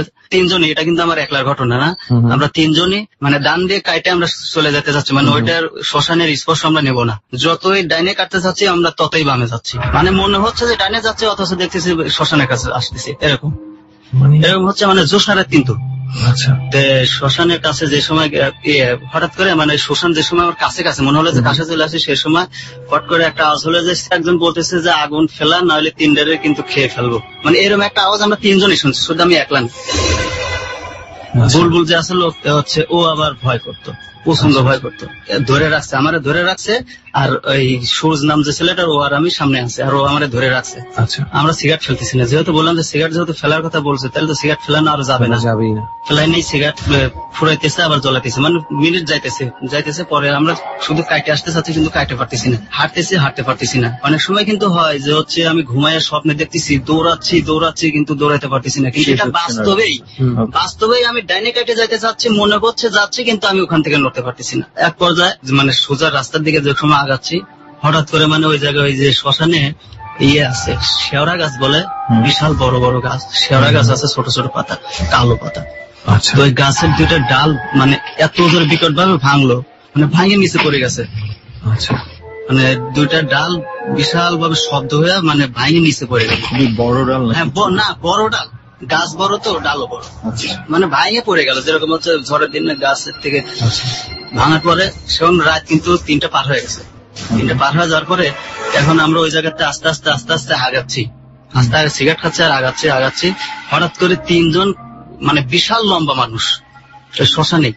আচ্ছা, আমি মানে ওখান থেকে সরতে পারতেছি না, আমি মনে করতেছি আমি যাচ্ছি, কিন্তু আমি ওখান থেকে যেতে পারতেছি না। আমরা 3 জন মানুষ, বিশাল লম্বা মানুষ, কালো মানুষ, আপনার হচ্ছে এই কাঁচা দেওয়া। আচ্ছা, কাঁচা দিয়ে হাতে এরকম বাঁশ আছে, বাঁশ হোক আর কাঠ হোক যাই হোক, লাঠি নিয়ে মানে দুরুম করে বাইরেছে একজনকে, মানে একজন আরেকজনকে না, নিজেদেরকে 3 জন মিলে একজনকে বাইরেছে, মানে ওই যে সময় শোয়ায় না, মানে মারা গেলে পুরা আগুন জ্বালায়, যখন পোড়ার সময় চিতার উপরে যখন শোয়ানো হয় ওভাবে, তখন ওই আগুন ধরে দেওয়ার পরে শুনছে ওই যে রক হচ্ছে, কুচাই যায় আর খাড়া হয়ে খায় ওঠে, ওইভাবে দাওয়ানোর জন্য বাইরেছে। পরে একজন বলতেছে, তোরা 3 জন একটু এদিকে আমাদের হেল্প কর, আমরা পারতেছি না, উঠে উপরে চলে যাইতেছে। ঠিক আছে, মানে আমাদের ডাক দিছে। আমরা বললাম এত রাত্রে তো এই জায়গায় হচ্ছে এই মানুষ দিবে না। এই একটু আগে দেখলাম ডাল ভেঙে পড়লো, তারপরে হচ্ছে আগুন ফেলাই দেওয়ার কথা বললো। আর কোনো মানুষ ছিল নাকি শুধু ওই 3 জনই ছিল? ওই 3 জনই, অন্য কোনো মানুষ নেই। সেখানে যদি আসলেই মানুষ পোড়ানো তো আরো অনেক মানুষ। আর এটা তো ওখানে তো সেই সময় মানুষ আসার কোনো প্রশ্নই ওঠে না। তারপরে হচ্ছে আপনার ওরকম আমাদের ডাকলো যে আমাদের একটু হেল্প করো, ওরে তো আমরা দাবায় রাখতে পারতেছি না, আমাদের সাথে এসে একটু বাইরে হবো। এরকম করতে করতে আপনার হচ্ছে আজানের রক্ত হয়ে গেল। যত যাই হোক আজানের সময় কোনো কিছু হয় না, আজান দিল, আজান দেওয়ার পরে আমরা হচ্ছে 3 জন আবার সিগারেট ধরাইলাম। আমাদের গ্রামের লাস্ট মাথার যে লোকগুলো আছে ওরা নামাজের জন্য হাদুল গ্রামের মসজিদে যায়। দেখলাম যে নামাজের লোক বের হয়েছে, সেই সময় আমরা আবার সরাসরি শ্মশানের দিকে গেলাম। পরে শ্মশানের ওখানে যায় কারো কিছু বলি নেই, শুধু আমরা একটা জিনিস দেখলাম যে ডাল ভাঙছে কিনা এটা দেখবো। আচ্ছা, এখন যে দেখি কোনো ডাল ভাঙা নেই, কিচ্ছু নেই, ডাল ভাঙা নেই। কিন্তু আমার যে ফুফাতো ভাইটা অসুস্থ হয়ে পড়ে। অসুস্থ হয়ে যাওয়ার পরে ফুফাতো ভাই নানা আর আমার হচ্ছে দাদা, উনি আবার মাদ্রাসার শিক্ষক, উনি পানি পড়া ঠরা দিয়ে ঝাড়া ঠাড়া দিয়ে মানে শুরু করতো, কিন্তু অনেকদিন মানে শুকাই গেছিল। পরে আমার সন্দেহ হইলো যে শ্মশানে যা শুনছি আগে আমি বিশ্বাস করি না, কিন্তু যখন আমার নিজের ব্যক্তিগত ভাবে আমরা ঘটলাম এই ঘটনার মধ্যে পড়ে গেলাম, তখন আমি বিশ্বাস করলাম যে না, শ্মশানে কিছু আছে। তো সোহেল ভাই, এটা তো শুনলাম আপনার ঘটনা। এই ঘটনার আগে আপনার সাথে কি এরকম কিছু ঘটেছে? হ্যাঁ, এরকম আমার সাথে আর একটা ঘটনা ঘটছে। সেটা হচ্ছে এই আম কুড়ানো নিয়ে। মানে আমরা 5-7 জন বন্ধু মিলে গ্রামের বাড়ি, মোটামুটি আপনার ছোটবেলার ঘটনাই বলতে পারেন। ছোটবেলায় মানে তখন 14-15 বছর বয়স। আচ্ছা, এই ফজরের আজান দিতে যে সময় সবাই ব্যাগ নিয়ে বস্তা নিয়ে আম কুড়াইতে যেতাম। আচ্ছা, একদিন আমাদের ওই যে জেলে গ্রামের পাড়াটার কথা বলছিলাম, বাগান, ওই বাগানে সবাই যেত, অনেক মানুষ যেত। আচ্ছা, একদিন হচ্ছে আমি ওই বস্তা নিয়ে মানে নিয়ত করে রাখছি যে আজকে আম কুড়াইতে যাবো। আচ্ছা, কারো ডাক দিব না, ভাগে হয় না, মনে করছি যে হচ্ছে আজকে আমরা ডাক দেবো না, একলা একলা যাবো। আচ্ছা, রাতে ঘুমাইছি ঠিকই, কিন্তু ঘুমানোর পরেও ঘুমানোর আগে চিন্তা করছি চেতন পাবো তো, এরকম একটা ইয়ে ছিল যে যাবো সবার আগে। এরকম করতে এক পর্যায়ে রাত 2টা বাজে, কিন্তু আমি কিন্তু জানি না 2টা বাজে। আমি চলে গেছি আম কুড়াতে। আমি জানি যে আজান দিবে, আজানের ভাব। আমি বাগানে গেছি, জেলেপাড়া বাগানে। যাওয়ার পরে হচ্ছে আম কুড়াচ্ছে আপনার এই মাঠ সাইড দিয়ে, মনে করেন যে আপনার 15-20টা আম পাইছি। পরে 3 জন আসলো, এই যে বুলবুল, সুরুজ আর একটা নাম রাসেল। ওনারাও চলে আসছে আম কুড়াতে? ওরা আসছে আমার সাথে আম কুড়াচ্ছে। ওরা বলতেছে কে আজকে তুই আমার আগে চলে আসলি, ডাক দিলি না কিছুর জন্য? বললাম যে চলে যেহেতু আইসিস তাহলে ডাক দিয়ে কি করবো। পরে বললো যে ওই সাইডে যায়, মানে বাগানের ভিতর দিয়ে রাস্তা আছে, গলি আছে, গলির এই পাশেও বাগান, ওই পাশে বাগান, বাগানের ওই পাশে ওই যে নদী, ওই যে নদীর কথা বললাম, ওই একই নদী ওই রাস্তার ওই পাশে ওই বাগানে গেছি। যাওয়ার পরে ওরাইতে করে তো অনেক আম করাইছি। ওরা মানে 2-3 জন 3 সাইডে গেছে, আমি এক সাইডে করাচ্ছি। মানে প্রচুর আম, আপনার বস্তা এক পর্যায়ে অর্ধবর্তী হয়ে গেছে। ভরে নাই, অর্ধবর্তী। বস্তা বলতে কি বড় বস্তা না, কিন্তু এই যে বস্তা যে সময় আধাটা হয়ে গেছে সে সময় হচ্ছে ফজরের আজান দিছে। সে সময় আমি লাফাই উঠছি, ফজরের আজান দিলে এখন মানে তাহলে আমি কোন সময় আইছি? যে সময় ফজরের আজান দিছে সেই সময় আমার বুলবুল আর সুরজ আর হচ্ছে রাসেল, ওরা 3 জন এসে আমার বলতেছে শালা তুই আজকে এত তাড়াতাড়ি চলে আসিস, আমার ডাকিস না কিসের জন্য? আবার তারা এই কথা বলতেছে। পরে করলাম যে মানে ওরা যে আসলো ব্যাগ জড়ানো রয়েছে, এখনো ছাড়াই নাই, হাতের মধ্যে মুচড়ানো থাকে না, মুচড়াই নিয়ে আইছে। কেন ওনারা এতক্ষণ কুড়াই আপনার সাথেই কুড়ালো আম? আমি সেই সময় জানতাম যে বুলবুল, রাসেল এবং হচ্ছে আপনার এই সুরজ আমার সাথে আম কুড়াচ্ছে, মানে আমার একটু পরে আইছে। কিন্তু যখন আজান দিল, যখন ওরা এসে বললো কে আজকে আমার ডাক দিলেন একা একা চলে আসলে কিসের জন্য? মানে আমার বাড়ি মাঠের মধ্যে আর ওদের পাড়ার মধ্যে, ওদের বাড়ির কাছ দিয়ে আমার যাইতে হয়। আমি খেয়াল করলাম ওদের হাতে ব্যাগ জড়ানো রয়েছে, মানে ব্যাগ এখনো ছাড়া নেই। আম ফুকালে তো 2-1টা আম তুলে ব্যাগটা ছাড়ানো হবে, হাতের মধ্যে জড়ানো রয়েছে। ওই কথা বলছে সেই সময় মাথার মধ্যে ক্যাচ করলো সর্বনাশ, তাহলে এতক্ষণ আমি কারোর সাথে ছিলাম। আপনাকে টোটালি ধোকা দেওয়া হয়েছে। ওই 3 জন আসলে অন্য কিছু ছিল। হ্যাঁ, অন্য কিছু ছিল, মানে বুলবুল, রাসেল আর হচ্ছে আপনার সুরজ। আজানের সময় যখন অরিজিনালি আপনার ফ্রেন্ডরা আসে তখন আপনি তখন আপনি ওদেরকে খোঁজেননি? না, অন্যরা না, অন্যদের ওরা যখন 3 জন আসলো, আসার পরে আমি ওদের হাতে ব্যাগ যখন আমি জড়ানো দেখলাম, আমি চিন্তা করলাম তাহলে এতক্ষণ যারা আম ফুললো তারা তো আম আমার সাথে টুকাইছে, আম তো ওদের ব্যাগে আছে, ব্যাগ ছড়ানো ছিল, কিন্তু এর হাতে ব্যাগ জড়ানো রয়েছে। তা আমি ওদের আবার বললাম না যে হচ্ছে এই ঘটনা। পরে হচ্ছে ওই এই পাশ থেকে আমি ওই পাশে আবার চলে যাচ্ছে, যখন এটা হয়ে গেল মনে করলাম এই বাগান দিয়ে আম খুলে চলে আসবো। পরে হচ্ছে আবার ওরা 3 জন আলাদা হইলো, আমার মতো আমি আলাদা হইলাম। মানে আমার অরিজিনাল বন্ধুরা এক সাইডে রইলো, আমি আলাদা হইলাম। আলাদা হয়ে আম করাতে করাতে এই বাগানে আসলাম। আপনি কি এটা ইচ্ছাকৃতই করলেন? হ্যাঁ, আমি চলে আসলাম একাই, জানি যে ভয় নাই। আবার দেখি যে হচ্ছে এক মহিলা, সেই সময় আমার আমি সরাসরি মহিলা চোখে পড়লো, মহিলা চোখে পড়লো আপনার মুরব্বী বয়স্ক মহিলা। তো ওই মহিলা আমার ডাক দিল, বলে যে এই জায়গা থেকে আম গুছানো রয়েছে, আম নিয়ে। ঠিক আছে, কিন্তু মহিলাটা আমি কোনোদিন দেখিনি, আমার পরিচিতও না, মুরব্বী মহিলা লাঠি হাতে। কিন্তু ওই মহিলা ওই যখন আমার ডাকলো আমি গেলাম না, আমি ভয় পাচ্ছি প্রচন্ড, মানে সাদা কাপড় পরা মহিলা, এমনি তো মুরব্বী মানুষ একটু ভয় লাগে রাত্রে যদি সাদা কাপড় পরে লাঠি দিয়ে হাঁটে, আমার প্রচন্ড ভয় লাগতেছে। মানে ওদের থেকে চলে এলাম, আলাদা চলে আসলাম। পরে আমি যখন গেলাম না, ওই মহিলা চলে আসতেছি, মানে চলে আসতেছি ওভারটেক করে, আমি আর তাকাবো না ওদিকে, আমি বাড়ি চলে যাবো। মানে তার এরিয়া আমি চলে আসতে, কথার কোনো অ্যান্সারও দেয় না, কিছু বলে না, সে ডাক দিচ্ছে, আমি যাই নাই, আমি চলে আসতেছি। পরে ওই মহিলা কি করলো, আমার মানে 15-20 হাত দূরে দাঁড়ানো আছে ওই মহিলা, হচ্ছে মানে হাত না কি এটা আমি বলতে পারবো না, যেহেতু আমার পিছন থেকে হাত নাই, কোন একটা কিছু দিয়ে আমার এরকম আসর দিছে, টান দিছে, কিন্তু মহিলাটা কিন্তু অনেক দূরে দাঁড়ানো আছে, এরকম পিছন থেকে আমার এরকম টান দিছে, টান দেওয়ার পরে আমার পিঠে কেটে যায়, এখনো দাগ আছে, এই যে এই সাইডে একটা আছে, দাগ আছে। কয়টা দাগ? কি একটা দাগই ছিল না কয়েকটা দাগ ছিল? দাগ ছিল 2-3টা, কিন্তু হচ্ছে ওই 2-3টা মিলে গেছে, একটা না 2টা দাগ আছে, দেখতে পারি না অবশ্য, কিন্তু একটা মাঝে মাঝে দেখি যে হচ্ছে বড় এই সাইডে যেটা, ওটা দেখতে পারি, আয়না দিয়ে দেখতে পারি। তো হচ্ছে ওরকম পিছন থেকে যে সময় টান দিল, টান দেওয়ার পরে এই জায়গায় আমার জামা পর্যন্ত ছিঁড়ে গেছে, জামা ছিঁড়ে যাওয়ার পরে আমি ওখান থেকে দৌড়ে চলে আসি। ওই মহিলা আপনার পেছনে আসছে কি আসছে না আপনি এটা দেখার চেষ্টা করেন? কিছু দেখেন না, আমি শুধু দেখলাম যে মহিলাটা অনেক দূরে আছে, 10-15 কিন্তু সে কোনো একভাবে আপনাকে ছুঁয়ে ফেলছে, মানে হাত দিয়ে হোক আর যেভাবে, মানে সে সময় আমি প্রচন্ড ভয় পাইছি, যে সময় শরীরে হাত টাচ লাগছে আমি খুব ভয় পাইছি। ভয় পাওয়ার পরে দৌড় মারছি, দৌড় মারার পরে এক দৌড়ে মানে রাস্তায় উঠছি, রাস্তায় ওঠার পরে ওই যে মানুষ ইয়াতে যাচ্ছে, মসজিদের নামাজের জন্য যাচ্ছে, দৌড়ে এসে আমি দবাস করে পড়ে গেছি। মানে আমি সে সময় আমার অবস্থা খুব খারাপ, যে সময় শরীরে টাচ করছে আমার শরীর মানে খুবই অসুস্থতা বোধ করতেছি। পরে আসার পরে আমি ব্যাগ ঠিক রেখে চলে আসি, ব্যাগ ঠিক কিচ্ছু আনি না, আমার ব্যাগ ঠিক কিচ্ছু আনি না। পরে হচ্ছে বললো যে কি হয়েছে, আমি বললাম যে এই ঘটনা। তারপরে জামা চেঞ্জ করলো, জামা চেঞ্জ করে সবকিছু দেখলো, দেখার পরে সত্যি দেখে এগুলা, পরে ওই গাছ বাটা এগুলো দিয়ে ক্লিয়ার করে দিল। সকাল হলে পরে আমার বাড়িতে নিয়ে আসলো। এখানে একটা বিষয় হচ্ছে রেহান, যেটা দেখলাম যে ওনার এখনো দাগ রয়ে গেছে, মানে ওটা মানসিক কোনো কিছু, এটা ভাবার আর কোনো কারণ নেই। আর সবচেয়ে বড় কথা বলেছিলেন, মহিলাটা আপনার কাছ থেকে এত দূরে ছিল, সেখান থেকে বাড়িয়ে ছুঁয়ে ফেলার মতন অবস্থায় ছিল না। তো আসলে এটা একটা অদ্ভুত বিষয়, আমরা আসলে কখনোই এক্সপ্লেইন করতে পারবো না। আসলে এরকম অদ্ভুত অনেক বিষয় আছে। যেমন মনে কর যে একটা ঘটনা আছে অস্ট্রেলিয়ার কুইন্সল্যান্ডে। একবার হয়েছে কি, কয়েকজন বন্ধু, প্রায় 3 জনের মতো বন্ধু মনে হয়, ইয়ট নিয়ে গিয়েছিল আর কি, জাস্ট এমনি ঘুরে বেড়াচ্ছে। এটা অস্ট্রেলিয়ান এবং নিউজিল্যান্ডের মাঝামাঝি কোনো একটা জায়গায় ওরা ছিল। তো ওদের স্যাটেলাইট ফোন ছিল, প্রথম 2-1 দিন কন্ট্যাক্ট ছিল।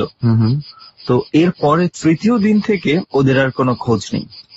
পরে অনেক সার্চ শুরু হয়ে যায়, সার্চ শুরু হয়ে যাওয়ার পরে যেহেতু এটার নেভিগেশন সিস্টেম ছিল, তো খুব সহজে বের করে ফেলে যে এইখানে এটা আছে।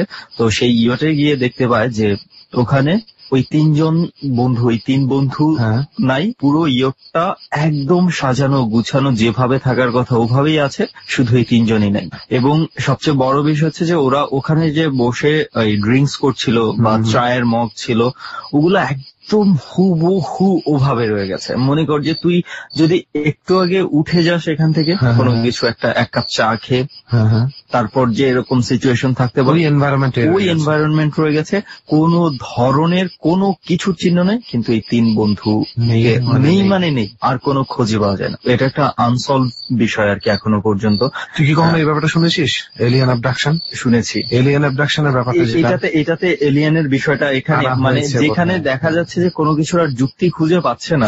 তো ওখানে একবার কেউ বলছে যে 3 জন হয়তো নিচে নেমেছিল, সেখানে হয়তো হাঙর ধরেছে বা এই ধরনের কিছু, কিন্তু তখন লজিকটা হয়েছে 3 জনের এভাবে এই ধরনের ঘটনা হওয়ার কথা না, এবং সেখান থেকে পানি থেকে ওঠার মতো যথেষ্ট প্রযুক্তি বা ব্যবহার ছিল, এবং দিকও হারিয়ে ফেলার কথা না। তাদের কাছে নেভিগেশন সিস্টেম রয়েছে, সমস্ত কিছু রয়েছে, স্যাটেলাইট ফোন রয়েছে। তৃতীয় যেই একটা লজিক দাঁড় করানোর চেষ্টা হয়েছে যে এলিয়ানরা হয়তো বা এখান থেকে ওদেরকে নিয়ে গেছে। আমি দেখি কারণ এই এলাকায় মানে ইউএফওর একটা ঠিক ওই সময়টার আশেপাশের সময়ে এই এলাকায় কিছু একটা দেখা গেছে, মানুষজনের কাছে শুনেছে যে ইউএফও হয়তো বা এইখানে ওই সময়টাতে দেখা গেছিল। এই দুইটার একটা কানেকশন মিলিয়ে হয়তো বা সেটাও হতে পারে, বাট এটা আনসলভ। Nobody nose. আসলে এই ব্যাপারটা আমি রিসেন্ট কোন সার্ভে রিপোর্ট আমি জানি না, বাট অ্যাকর্ডিং টু 2009 একটা মুভি আমি দেখেছিলাম। মুভিটার নাম হচ্ছে দ্য ফোর্থ কাইন্ড, মানে অন্যরকম একটা অসাধারণ মুভি।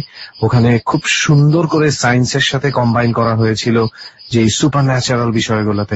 তো ওখানে একটা সার্ভে রিপোর্ট দেওয়া হয়েছিল, অরিজিনাল সার্ভে রিপোর্ট কিন্তু দোস্ত, সেটা হচ্ছে যে ওদের ওখানে according to their survey per year 6,000 people are lost without any track. এই 6,000 মানুষকে 2009 অনুযায়ী, এখন সেটা কততে দাঁড়িয়েছে আমি জানি না, বাট 2009 অনুযায়ী 6,000 মানুষ কোনো কারণ ছাড়া, কোনো অসুস্থতা ছাড়া, যুদ্ধ ছাড়া, কোন রকম কোনো প্লেগ ছাড়া 6,000 মানুষের কোনো অস্তিত্ব খুঁজে পাওয়া যায় না পার ইয়ার। এরা কোথায় যায়? According to them they are abducted by aliens. আরো অনেক ঘটনা আছে, প্রচুর ঘটনা আছে, লস্ট কেস।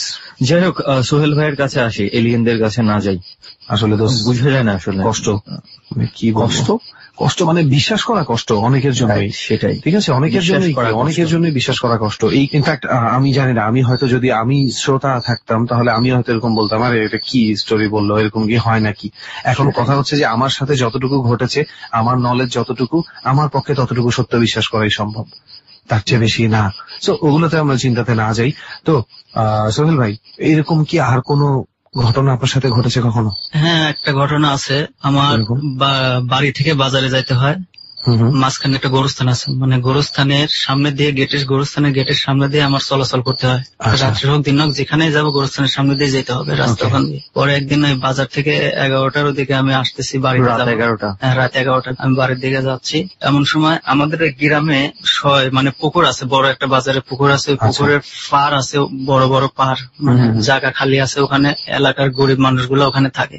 আচ্ছা, মানে যাদের কিছু নাই তারা ওখানে বাড়ি ঘর উঠে রয়েছে। পুকুরের পাড়েই একটা লোক থাকতো, খুব দরিদ্র, মানে ময়লাল নাম। আচ্ছা, তার ছেলেও আছে, অবশ্য ছেলে মেয়েও আছে, ওয়াইফও আছে। ওয়াইফ তারা দেখতে পারতো না, দেখে না। যতদিন শক্তি ছিল মানুষের বাড়িতে ওই যে ঘর ছাউনি করতো সোনের, ওইগুলো কাজ করে খাইতো। পরে যখন বৃদ্ধ বেশি হয়ে গেল আর কাজ করতে পারে না, গ্রামে যে সে বাড়িতে রিলেশন বেশি, সে বাড়িতে যে খাওয়া দাওয়া করতো, চাউল নিয়ে আসতো, নিজে রান্না করতো অনেক সময় বাড়িতে। অনেকেই আর কি ঠাট্টা করতাম। আমার সাথে খুব ভালো রিলেশন ছিল, দাদা বলতাম, আমাদের বাড়িতে আসতো, যা চাইতো আমার মা দিত। তো এই সেদিনকে রাত্রে আমি মানে সিডি দেখে সিডির দোকান থেকে বাড়িতে আসতেছি। আচ্ছা, আমাদের গোরস্থানের সাথে একটা বাড়ি আছে, মানে বাড়িটা আমার দুঃসম্পর্কে এক ফুফাতো ভাইয়ের হয়।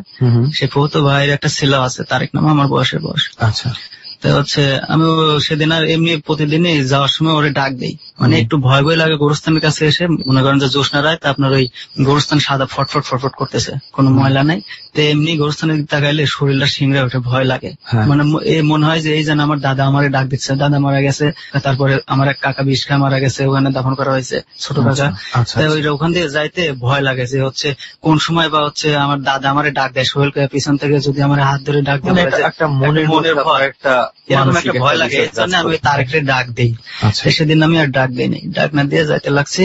তো হঠাৎ করে ওই ময়লাল দাদা ওই একটা কবরের উপরে বসে, মনে করেন যে হচ্ছে চাদর গায়ে, চুল নাই, কবরের উপরে বসে একটা কবর আছে, কবরের উপরে সে বসে চাদর গায়ে দিয়ে, মানে খুব চিকুন মানুষ তো, মানে কুচে কাছে হয়ে বসে আছে, সাদা কাপড় নিয়ে বসে আছে, জড়ায় বসে রয়েছে। মনে হচ্ছে তার শীত লাগতেছে প্রচন্ড, এরকম শীতের দিন। তখন শীতের দিন? হ্যাঁ, শীতের দিনই ছিল, বাস্তবে শীতের দিন ছিল সেই সময়। তারপর হচ্ছে কবরের উপরে বসে রয়েছে এরকম। তো আমারে বলতেছে, সোহেল আমার একটা লেপ দিয়ে যা। আপনাকে বলছে? হ্যাঁ, আমার কাছে একটা লেপ চাচ্ছে, এটা বাস্তব ঘটনা, মানে আমার কাছে একটা লেপ চাচ্ছে। সেই সময় আমি কি করবো? তো আমি কোনো কথা জবাব দিইনি। আর জবাব দেবো কিভাবে?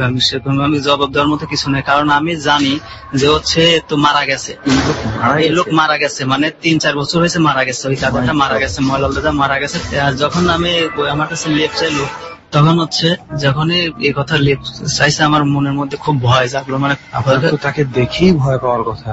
যাই হোক, মানে ভয় পাওয়ার কথা, কিন্তু হচ্ছে যখন আমার কাছে লেপটা চাইলো তখন আমার বেশি ভয় করলো। মানে প্রথম তো তার দিকে আমার নজর নেই, যে সময় আমার ডাক দিছে সেই সময় আমি তার দিকে ওই দিকে তাকাইছি, দেখে যে ওই দাদা বসা। পরে লেপ চাওয়ার সময় সাথে সাথে যে লেপের কথা বলছে, আমি দৌড় দিয়ে আমার ওই বাড়ি আছে যে গোরস্থানের সাথে যে বাড়িটা, ওই বাড়ির ভিতরে ঢুকছি। বাড়ির ভিতরে ঢোকার পরে তারেকটা ডাক দিলাম, ডাক দিয়ে বললাম যে তারেক, আজ আমি তোর কাছে শোবো।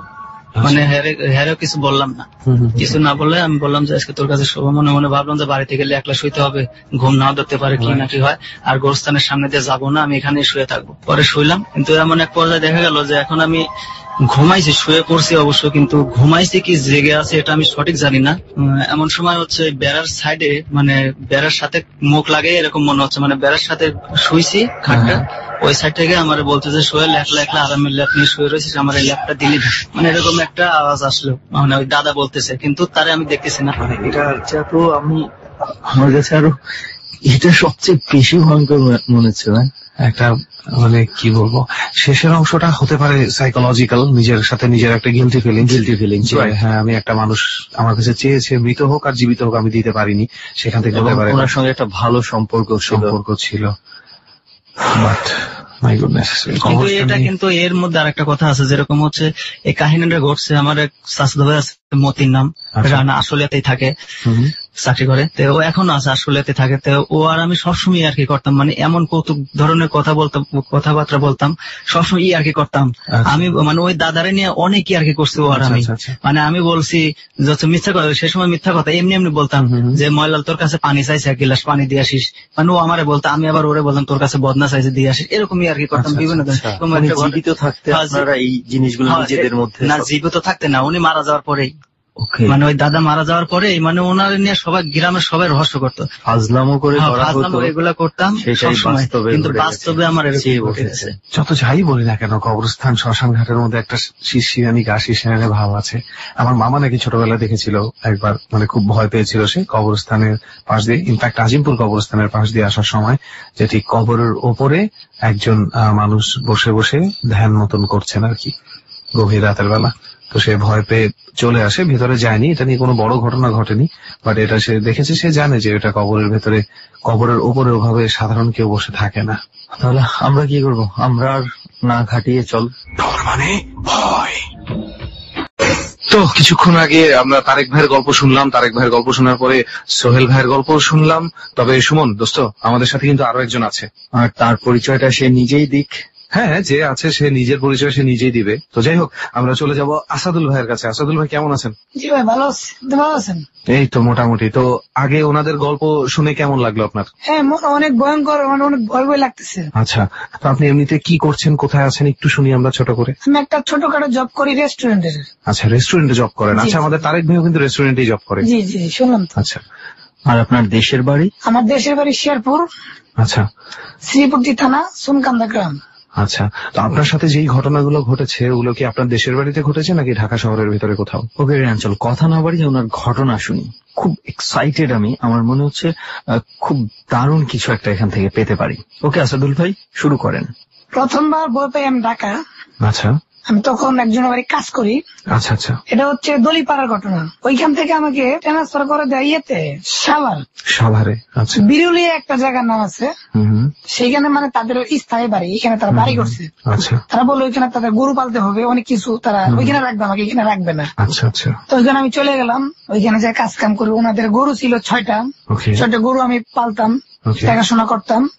তা ওইখানে কিছু টেক আছে, পাহাড়ি জাতীয় টেক, মানে টেকের অনেক বিভিন্ন ধরনের নাম আছে। যেমন ওনাদের যে নিজস্ব জায়গা, ওনাদের টেকের নাম ছিল হিরুলিয়া টেক।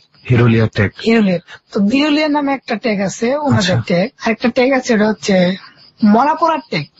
মরাপোড়ার টেক মানে আশেপাশে কি কোনো শ্মশান বা কিছু আছে নাকি? এখানে শ্মশান নাই, শ্মশানের মতো মানে একটু ছোট করে গোল করে নিচ্ছে।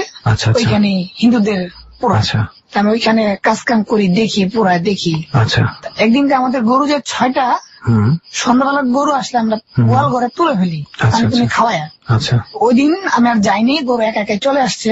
আচ্ছা আচ্ছা, 5টা গরু আসছে। আচ্ছা, একটা গরু আসে নাই, এটা মাগরিবের সময়। আচ্ছা, তো আমি গরুটা খেয়াল করলাম আসে নাই। 5টা গরু বাইন্দা আমি যার বাসায় কাজ করতাম মামা ডাকতাম, মামা এমন এমন একটা গরু আসে নাই। কই তাহলে ল গরুটা দিই, কোথায় আছে? উনি আমাকে একটা টর্চ লাইট দিল। আচ্ছা, আমি টর্চ লাইট নিয়ে ওনার সাথে চললাম। তো উনি ওনার ট্যাগটা দেখতেছে, আমাকে বললো ওই ট্যাগটায় যাও। উনি ওই ট্যাগটায় গেল না, আমাকে দিয়ে পাঠালো। তো আমি যখন যেতে বাধ্য 7:30টার দিকে। আচ্ছা, ওদিকে তো কারেন্ট নাই, অন্ধকার, অনেক অন্ধকার। আমি টর্চ লাইট নিয়ে, ওইটা ছিল আপনার বাঁশবাগান, চারো সাইড দিয়ে বাঁশবাগান, মাঝখানে খালি। আমি টর্চ লাইট নিয়ে কোনারে চলে যাই, ওইখানে একটা ঘর আছে, ছোট ঘর, ওইখানেই পোড়ায়, ওটাই শ্মশান ঘাট। এর 2 দিন আগে ওইখানে একটা লাশ পড়াইছে, আমি জানি না। তো আমি যাই দেখি গরুটা ওইখানে বান্ধা। জি, আচ্ছা, ওনার সাথে একটা লোক বসে রয়েছে। লোকটার বর্ণনাটা আমি দেখতে পারি নাই, মানে কালো টাইপের, অন্ধকার তো, যতটুকু বুঝতে পারছি। ওই সময় একটা প্রবলেম হয়েছে কি, আমার টর্চ লাইটটা প্রবলেম দেয়। আচ্ছা, এতক্ষণ আসছি টর্চ লাইটটা জ্বলছে, কিন্তু এখানে এসে লাইটটা একবার দুবার জ্বলে আর জ্বলে না। মাই গড। আচ্ছা, এখানে খুব ভয় লাগলো যে এটা কি হলো, টর্চ লাইট জ্বলে না কেন। আমি অনেক চেষ্টা করছি, জ্বলে না। তা আমি গরুটার আস্তে আস্তে করে আগে গেলাম, যে আমার গরু যেহেতু নিতে হবে, আমি গরুটার কাছে গেলাম, যে গরুটার গলার রশি ধরে টান দিচ্ছি। টান দেওয়ার পরে রশি আসে না, তো একটা আওয়াজ আসছে, একটু ভয়ঙ্কর টাইপ, একটু সিম সিম গলায় বললো যে এই আমার গরু তুই নেস কেন? আচ্ছা আচ্ছা, এটা নাকি ওর গরু। গরুটার কালারটা ছিল লাল, ওই গরুর কালার ছিল লাল, মানে সেম গরু। আচ্ছা আচ্ছা, আমি বললাম এটা তো আমার গরু, আপনার গরু কোথা থেকে হলো? ভয় পাইছি, তারপর সাহস নিয়ে বলতেছি নেওয়ার জন্য, নিয়ে চলে যেতে পারলে বাসি। এই কথা বলার পরে তিনি আমাকে গরুটা ছেড়ে দিচ্ছে, পাল্লা লুয়ে যায়। আর গরুটা গলার রশি ধরে নিয়ে আসতেছি। মামা ওই হিরোলের একটা খুঁজা চলে গেছে, উনি আর এদিকে আসেনি, যে আশা দুলে নিয়ে আসবে। আমি আমার গরুটা নিয়ে আমি যাইতেছি, যখন হিরোলের টেকা আগে মাছ বরাবর একটা রাস্তা আছে, রাস্তাটা মানে দুই সাইড দিয়ে বিশাল গাছ, যেটাকে আমরা বলি বট গাছ। আচ্ছা, একটা আছে বট গাছ, একটা আছে তেঁতুল গাছ। আচ্ছা, বিশাল আকৃতি, অনেক বছর আগে। দুই দিকে দুই গাছ, মাঝখান থেকে একটা পথ।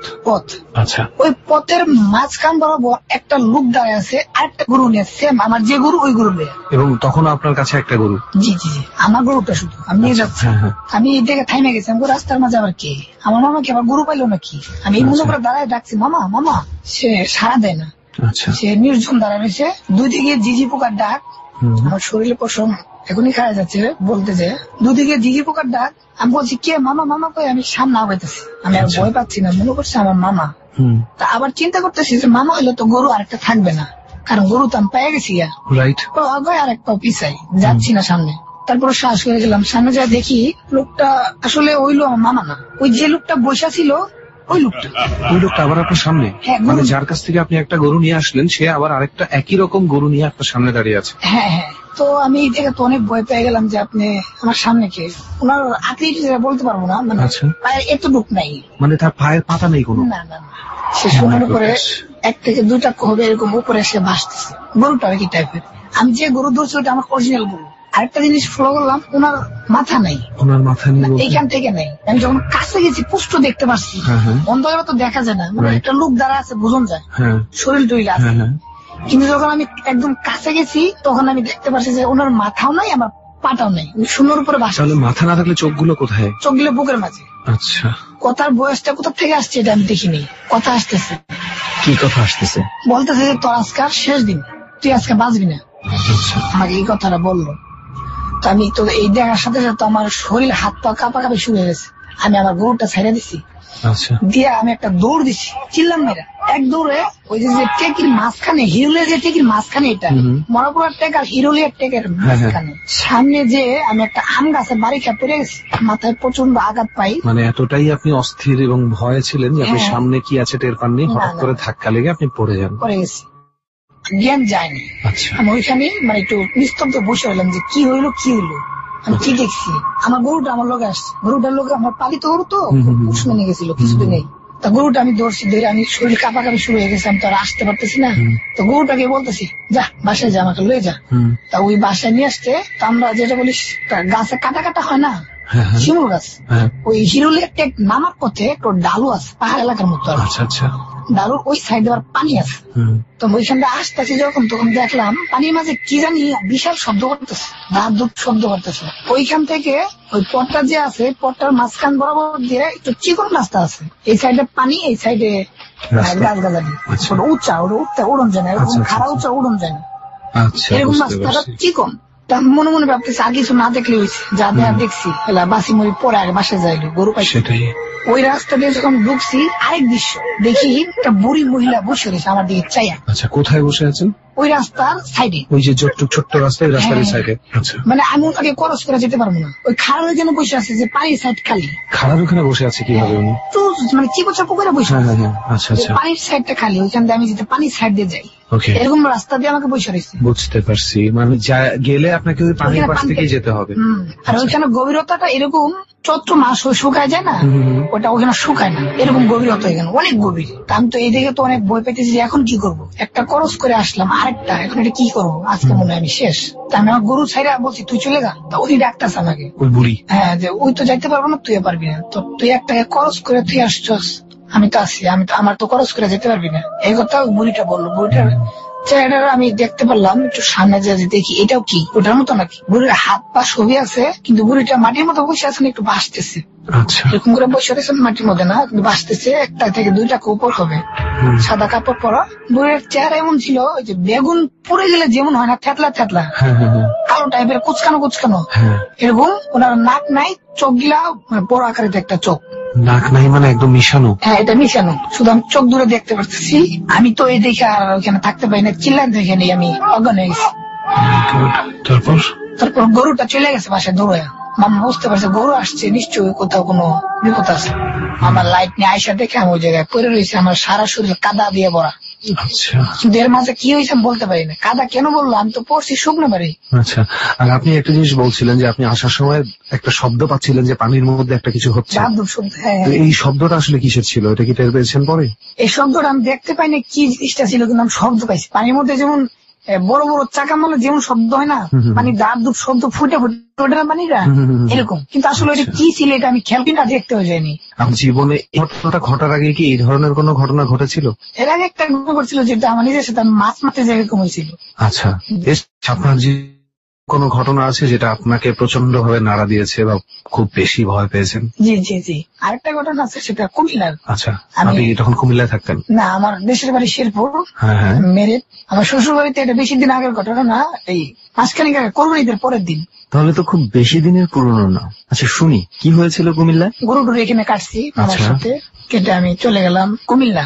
ঈদের পরের দিন সকাল 10টার দিকে। ও আমাদের ওয়াইফের যে এলাকাটা আছে আমি ঘুরে ফিরে দেখলাম, ওনাদের যে বাড়িটা আছে দেখলাম, ভালোই লাগলো। ওনাদের যে বাথরুমটা আছে, আচ্ছা, ওটা রাস্তাটা এরকম, রাস্তার সাইডে বাড়ি, বাড়ির থেকে পশ্চিম মোড়া বাথরুম একটু দূরে হয়, গ্রাম এলাকার বাথরুম। হ্যাঁ, তা তো অবশ্যই। বাথরুমটা এমন জায়গায়, ওটা একটা জঙ্গল, জঙ্গলের মাঝখানে বাথরুমটা। তা আমি শুনছি যেটা ওইখানে অনেক আগে নাকি হিন্দুদের ধর্মীয় ওইখানে ছিল, পাশে আবার নদী, পাশে নদী না একটা বিল বলে চলে, একটা বিলের মতো, এখানে বেশিরভাগ কালী পূজা হইতো শুনছি, যেটা সেখানে বলি দিত। আচ্ছা আচ্ছা। তা আমি যেদিন ঘুরে ফিরে সব দেখলাম, ওদিন সন্ধ্যাকালে ওদের একটা পুকুর মারা আছে, ওই বাথরুমের ওই সাইডটা হচ্ছে বিল, এই সাইডটা হচ্ছে পুকুর, ডান আর বাম দিকে পুকুর, আর পিছন সাইড যেটা আছে জঙ্গলের প্রায় 20 থেকে 25 হাত পরে বিশাল মাঠ, ক্ষেত খোলা আর কি। আমি সন্ধ্যাবেলা আমি আমার ভাই ব্রাদারকে নিয়ে, আমার অনেক কান ফুটি নিয়ে আমরা সবাই মিলে পুকুর পাড়ে বসে গল্প করতেছিলাম। আচ্ছা, তো ওনারা বলতেছে এরকম এরকম এইখানে এত কিছু হয়েছে, অনেক কিছু বলতেছে, বিশ্বাস করি না। আচ্ছা, ওনারা কি ধরনের ঘটনা বলতেছিল একটা যদি আমাদেরকে বলেন। ওনারা যেরকম বলতেছে যে ওই একটা অ্যাক্সিডেন্ট, যে আমার যে বড় ভাই, জাতো ভাই, উনি বললো যে আসাদুল ভাই একটা জিনিস, আমি একদিন ওয়াজ মাহফিল শুনে এই রাস্তাটা দিয়ে আসতেছিলাম, ওই বন্ধের ওই সাইডে ওয়াজ মাহফিল হয়েছিল, ওই বন্ধের মাঝখান দিয়ে আসতে পুকুর পাড়ে যে রাস্তাটা আছে বাথরুমের সাইড দিয়ে রাস্তা আছে একটা, ওই রাস্তা দিয়ে আসতেছে, তো দেখে ওনার দিকে গাছগাছালি আছে সব, মানে আইসা পড়তেছে একটা তুফান সৃষ্টি হয়ে গেছে। আচ্ছা, উনি এই দেখে একটা চিল্লাম দিয়া হয়ে যায়। এরকম ছোটখাটো ঘটনা অনেক ঘটে থাকে। আচ্ছা, বুঝতে পারছি। ওকে, আপনার ঘটনাটা এবার শুনি যে আপনার সাথে কি হচ্ছে। এগুলো শুনে বিশ্বাস করি না, ওই দিন খাওয়া দাওয়া করে রাত্রে শুয়ে পড়ছি। ওই দিন রাত্রে আমাদের ঘরটা ছিল মানে ওই বাথরুম থেকে একদম কাছাকাছি থেকে আমাদের ওই ঘরটায় থাকতে দিয়েছি। তারপর ওই থেকে শুনলাম রাত্রে কান্নারা শুনছি, মানে একটা কেউ ভয়ঙ্কর টাইপের কান্না রাত্রে। ওই যে আমার বিছানা থেকে কেউ একজন কান্না করছে, এটা কি মহিলা কণ্ঠ না পুরুষ? মহিলা কণ্ঠ। আচ্ছা, মনে ভয় পাই যে হঠাৎ করে এত রাতে কান্না করছে, কান্নার আওয়াজ আমি তো কেয়ারফুল করি নাই। রাত্রে তো একটা পাতার শব্দ করলে মনে হয় না জানি কি করবো, তাহলে এই মনে করো দিন আর কিছু বলি নাই। 4 দিন কিছু হয় নাই, 5 দিনের দিন রাত্রেবেলা আমি অনেক বেশি খেয়ে ফেলছি, বেশি আমার পেটে হয়েছে। রাত্রে দৌড়াচ্ছে প্রায় 2 ঘন্টা, এরকম টাইমে আমার চাপে আমি আমার ওয়াইফকে বললাম চলো টয়লেটে যাই, তোমাদের টয়লেট তো বাইরে। আচ্ছা, ওই ঘুমে কি জানি বলছে উঠে নেই, তো আমার চাপটা বেশি হয়ে যাওয়ার কারণে আমি নিজে চেয়েছি শুনতে টয়লেটের পিছন জানি একটা টস বিস্কিট খেলা যেমন আওয়াজ হয় না, এরকম একটা আওয়াজ, হ্যাঁ এরকম একটা আওয়াজ আসতেছে। তো আমি বললাম যে তোরা কে কি খাচ্ছে এখানে, মনে কোনো কুকুর মুকুর তোমরা কোনো কিছু খাইতেছে, হাঁটি উঠি এরকম শব্দ হচ্ছে। এজন্য আমি অবাক হলাম, আপনি খুব সুন্দর একটা চিন্তা করছেন। আমি আসলে চিন্তা করে পাচ্ছিলাম না যে এত রাত্রে খাওয়ার শব্দ হলে একটা মানুষ কি চিন্তা করতে পারে। বাট আপনার এক্সপ্লেনেশনটা সুন্দর, যে আপনি ভেবে নিয়েছেন যে হয়তো কুকুর কিছু একটা মরা কোনো কিছু হয়তো চাবাচ্ছে, যে এর জন্য এরকম শব্দ হচ্ছে। হ্যাঁ, খুবই সুন্দর চিন্তা। যাই হোক, বলেন। আমি এমন করে আমি সব সেরে আমার কাজ সেরে আমি দেখার জন্য পিছন সাইডটা গেলাম। আচ্ছা, বাথরুমের পিছন সাইডে তো জঙ্গল, আপনার তো অনেক সাহস। আমি পিছন সাইডটা যেটা দেখতে পারলাম, আসলে এটা দেখার জন্য আমি একদমই প্রস্তুত ছিলাম না। আমার মনের ভিতরে এরকম কোনো কিছু ধারণা ছিল না যে আমি এই জিনিসটা দেখবো। কি দেখলেন আপনি? দেখলাম যে একটা লাশ একটা মানুষ, আকৃতিটা বলবো কিরকম, মাথাটা অনেক বড়, আচ্ছা, হাত পা গেলে এরকম মোটা মোটা, হ্যাঁ। উনি বৈশা অর্ধেক সাইড খেয়ে ফেলছে। একটা লাশের? জি, পুরো অর্ধেক সাইড উনি খেয়ে ফেলছে, মানে পা ভেঙে ভেঙে খাচ্ছে। মাই গড, কি বলেন? ওনার থেকে মনে হয়েছে ওটা মসমসা কিছু যে ভাঙ্গে ভেঙে খায় না, ওনার থেকে লাস্টটা মনে হয়েছে মসমসা কিছু যে বাংলে ভেঙে যায়, উনি তারপরে খাইতেছে। দেখে আপনি কি করলেন? এই দেখে তো আমি ওইখান থেকে লড়তেই পারি না, আমার প্লাস আমার তো কোনো জ্ঞানে আসতেছে না কি করবো। যে খাচ্ছে সে কি আপনাকে দেখছে তখন দেখে না, কিন্তু তারপরে দেখছে 2-3 সেকেন্ড পরে সে আমাকে ফলো করছে।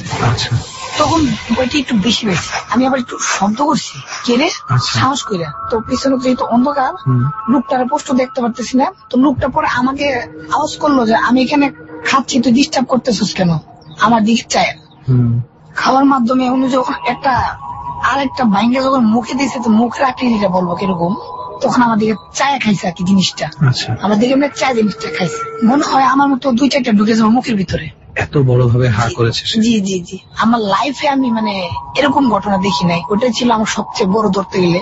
তারপরে আপনি কি করলেন? ওটা দেখে আমি আর কিছু মনে নাই, ওইখানে আমি পড়ে যাই। পড়ে যাওয়াতে আমার একটা দাঁত ভেঙে যায়। আচ্ছা, আমরা যে স্ল্যাব বলি না, বাথরুমের পাশে একটা স্ল্যাব রাখা ছিল, আমি সোজা পড়ে যাওয়ার সাথে আমি স্ল্যাবে বাড়ি খাই আমার একটা দাঁত ভেঙে যায়। আচ্ছা, পরে আপনাকে ওখানে খুঁজে পায় কে বা কারা? ওইখানে খুঁজে পাই 3টা থেকে 3:30, 4টার দিকে এরকম খুঁজে পাই। আমার ওয়াইফ যখন আমাকে পায় না, খোঁজাখুঁজি করতেছে, তখন ওনার আব্বা আম্মাকে ডাকে, পরে টর্চ লাইট নিয়ে সবাই যখন বাইরে, তখন দেখে আমি বাথরুমের পাশে পড়ে রয়েছি। পরে আমাকে নিয়ে পানি ডালে। তারা কি কোন রকম কোনো লাশের কোনো অংশ, রক্ত বা কিছু পাই নাই, ওইখানে কোনো চিহ্ন নাই। আপনি নিজে উঠে আর কিছু দেখেননি? না, আমি উঠে পর দিয়ে আমি সকালবেলা ওইখানে গেছি লোকজন নিয়ে, যে দেখে আমি এখানে এগুলো দেখছি, কিন্তু ওরা বিশ্বাস করেনি আমার কথা, যে না এটা কোনো তোমার চোখের ভুল। আমি ওইখানে আর কিছু দেখি না, কোনো রক্ত টাইপের। যাই হোক, আপনার গল্প কিরে সুমন, তোর কাছে কি মনে হয়? দোস্ত, আমি আসলে যে কি বলবো আমি বুঝতেছি না। আসলে আমি শুধু চিন্তা করতেছি ওই মুহূর্তের দৃশ্যটা যদি আমার চোখের সামনে পড়ে যেত, দৃশ্যটা কিরকম হতে পারে, এটা ভাবলেই আমার পুরো গা শিউরে উঠতেছে। এই ঘটনা ঘটার পরে আসাদুল ভাই, আপনার জীবনে এমন কি থাকতে পারে যেটা দেখে আপনি ভয় পাইছেন? আপনি যেই সিনারিটা বললেন, আমার তো মনে হচ্ছে ভয়ের কিছু হতে পারে না। জি না, এর চেয়ে ভয়ের আর কিছু হইতে পারে না আমার মনে হয়। আপনি যে কিভাবে আমি জানি না, বেশিরভাগ মানুষের ক্ষেত্রে আমার মনে হয় যে খাওয়ার শব্দটা আপনি পেয়েছিলেন শুরুতে বাথরুমের ভিতরে বসে, জি জি, ওইটা শোনার পরেই আর কেউ পেছনে যাবে না। ওইটা শোনার পরেই অত রাত্রেবেলা গ্রামের বাড়িতে, যেখানে বন জঙ্গল আশেপাশে, ওইটা দেখতেই আর কেউ যাবে না। যেই শব্দই হোক, সচরাচর কেউ অতটুকু পর্যন্ত দেখতে যায় না। যাই হোক, এই ঘটনা থেকে বের হতে সময় লাগবে। তারপরেও জিজ্ঞেস করি, এরকম কি আর কিছু ঘটেছে আপনার জীবনে কখনো? এরকম কিছু ঘটনা তো আমার একটা 1 সপ্তাহ আগের ঘটনা, একটা আমি যেখানে জব করি ওইখানে একটা এরকম একটা দৃশ্য দেখছি বলার বাইরে। কিরকম? ওইখানে আমরা কাজ করি 3 জন, করিম ভাই, হাসান ভাই আর আমি, আমরা 3 জন ওই ডিপার্টমেন্টে কাজ করি, খাবার দিই প্রাইভেট কোম্পানি থেকে। 7 তলা বিল্ডিং এর 2 তলা আমাদের এই ফ্লোরটা। আচ্ছা, নিজস্ব মালিকের তো, পুরাটাই বেকারি সাইড, রেস্টুরেন্ট সাইড করে নিচ্ছে। আমরা ওই পাশ থেকে কেক এই পাশে এনে পিস করে কাটা রিপিং করে দিয়ে দিই। আচ্ছা আচ্ছা। একদিন 3টার দিকে এরকম ঘটনা, ওই যে হাসান ভাই আছে, উনি ওই পাশে যাচ্ছে কেক আনার জন্য। আমি বললাম, ভাই আপনি কেক নিয়ে আসেন, কাটতে হবে। উনি ওইখানে গেল আনার জন্য। ওরা যে ট্রে নিয়ে যখন আসবে, ওনার পিছন থেকে কে জানি ওনার থাপা দিয়ে সামনের কলাটা ধরছে। আচ্ছা, শব্দ শুনলো পুষ্ট যে কই যাস, এই কথাটা শুনছে। উনি ট্রে ফালাই দিয়ে দৌড় দিয়ে আমাদের কাছে আইসা সেন্সলি হয়ে গেছে, কিছু বলতে পারে না। ওনাকে ধরে আমরা পানি ডালি জিজ্ঞাসা করি যে ভাই কি হয়েছে, কি দেখছেন বা কি হয়েছে, আপনি এরকম বললেন কেন? উনি বলে যে পিছন থেকে আমার একটা লোক, আমি যখন কেক নিয়ে আসতেছি পিছন থেকে একটা লোক আমারে থাপা দিয়ে ধরছে। ওনার হাতের আকৃতি এত বড়, মনে হয় পুরাটা গিরিটে ধরে ফেলাইছে। এরকম ওনার কাছে এরকম লেগেছে? হ্যাঁ। আপনারা কি কোনো দাগ টাগ কিছু দেখেছেন গলায়? কোনোভাবে কোনো হালকা দাগ আছে? আচ্ছা, এটা আপনারা দেখেছেন সাথে সাথে? আমরা ওদিন বিশ্বাস করি না যে না এটা কোনো কিছু হইতে পারে না, এটা এমনি হইতে পারে, মনের ভয়। ওর পরের দিনের ঘটনা, আমরা 3 জন সহকারে, তখন আর কেউ কোনো দিকে লড়ে না ভয়ে। ওই ঘটনাটা ঘটায় আপনার একটু ভীত হয়ে গেছে যে কি হলো না হলো, মনের ভিতরে একটু ভয় লেগে আছে যে কি হলো আসলে। আচ্ছা, আমরা ওই দিনকার আমরা কাজ করতেছি, কে কারবার সময় আমি গান ছাড়ছি, মোবাইলে গান শুনতেছি। ওই সময় বারান্দা থেকে কে জানি কান্নার আওয়াজ পেতেছি স্পষ্ট।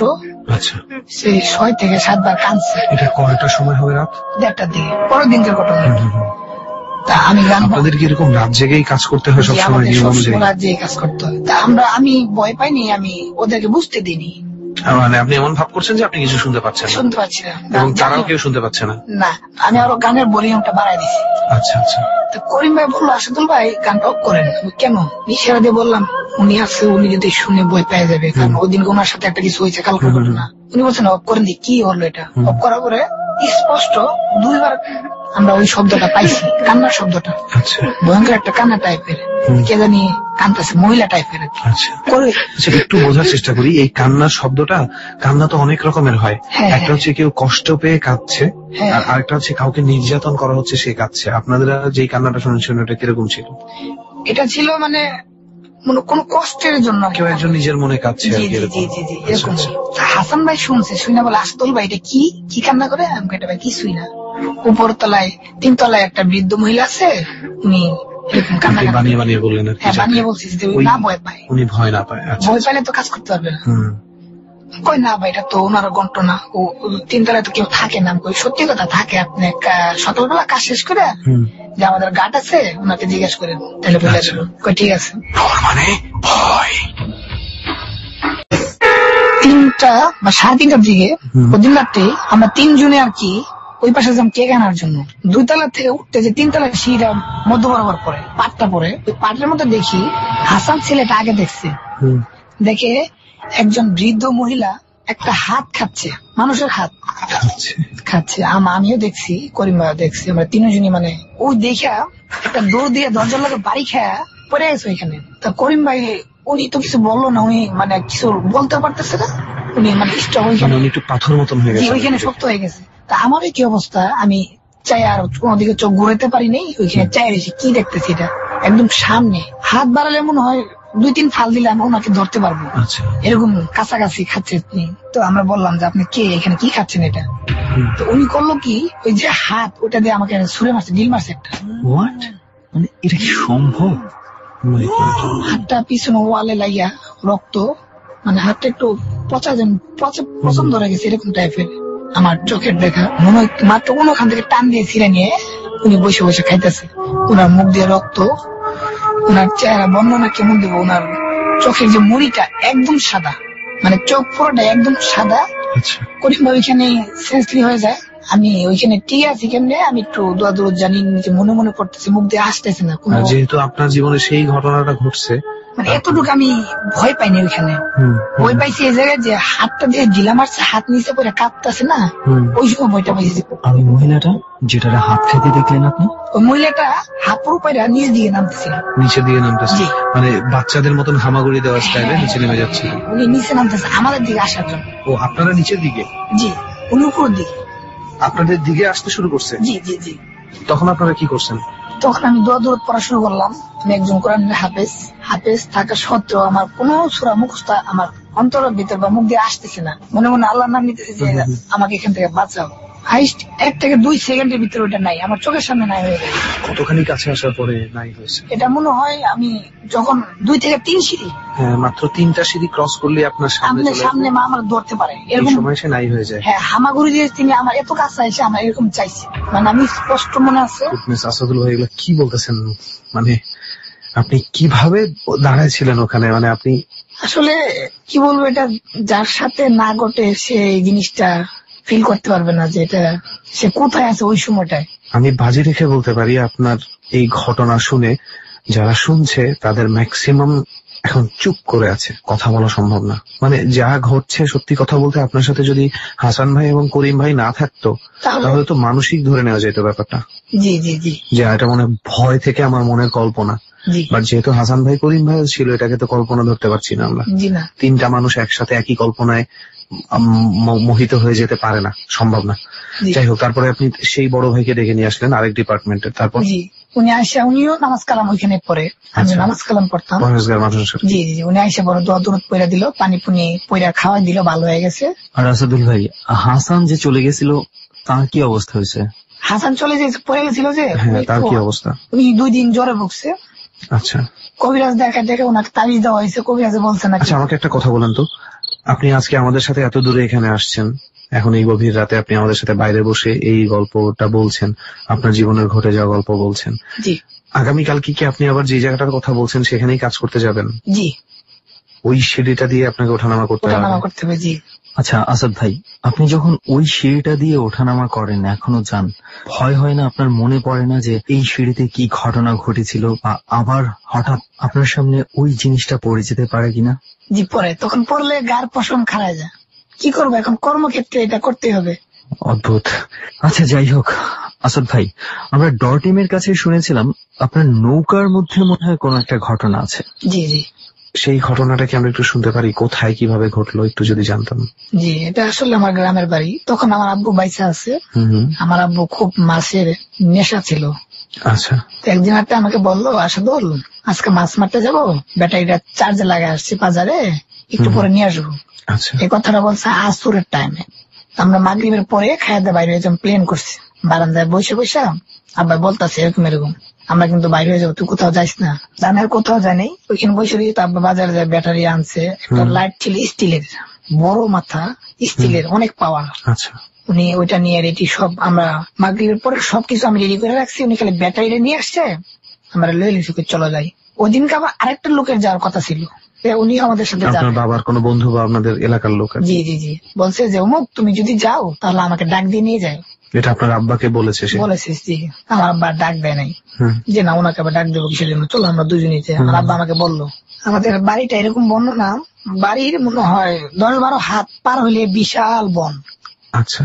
ওই বনটার এই প্রান্তের থেকে শেরপুরে যেখানে আপনার বাড়ি সেটার কথা বলছেন? জি জি জি। আচ্ছা। বনটার এই পার থেকে ওই পারে যাইতে মনে হয় 3 ঘন্টা সময় লাগবে হাইটা গেলে। আচ্ছা। 3 থেকে 3.5 ঘন্টা সময় লাগবে, এরকম একটা বন। বনের মাঝখানে হচ্ছে বিল। তো আমরা যখন রাস্তা দিয়ে যাই, বনের মাঝখানে একটা বট গাছ আছে।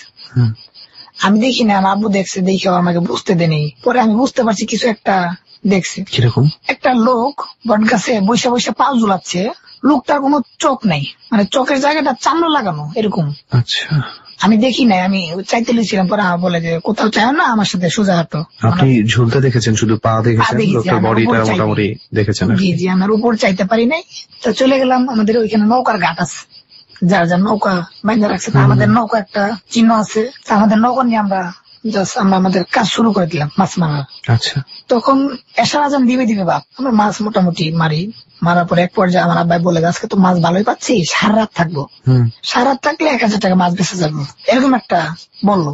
আমরা মারতে মারতে এক পর্যায়ে চলে যাই, একটা খালের মুখ আছে, ওইটা খাল, ওইটা দিয়ে আর কি ঢাকায় দিয়ে আসা যায়, নদী দিয়ে, নদীর সাথে কালেকশন আছে এটা। আচ্ছা আচ্ছা, নদীর সাথে এটা কানেক্ট করা। জি জি জি। এরকম খালের মুখটা অনেক গল্প শুনছি আমি, ভালো না, আমার ভয় ভয় লাগতেছে। আমি বললাম, আব্বু ওদিকে যায় না, ওদিকে বলে ভালো না, আমরা ওদিকটা যাই না।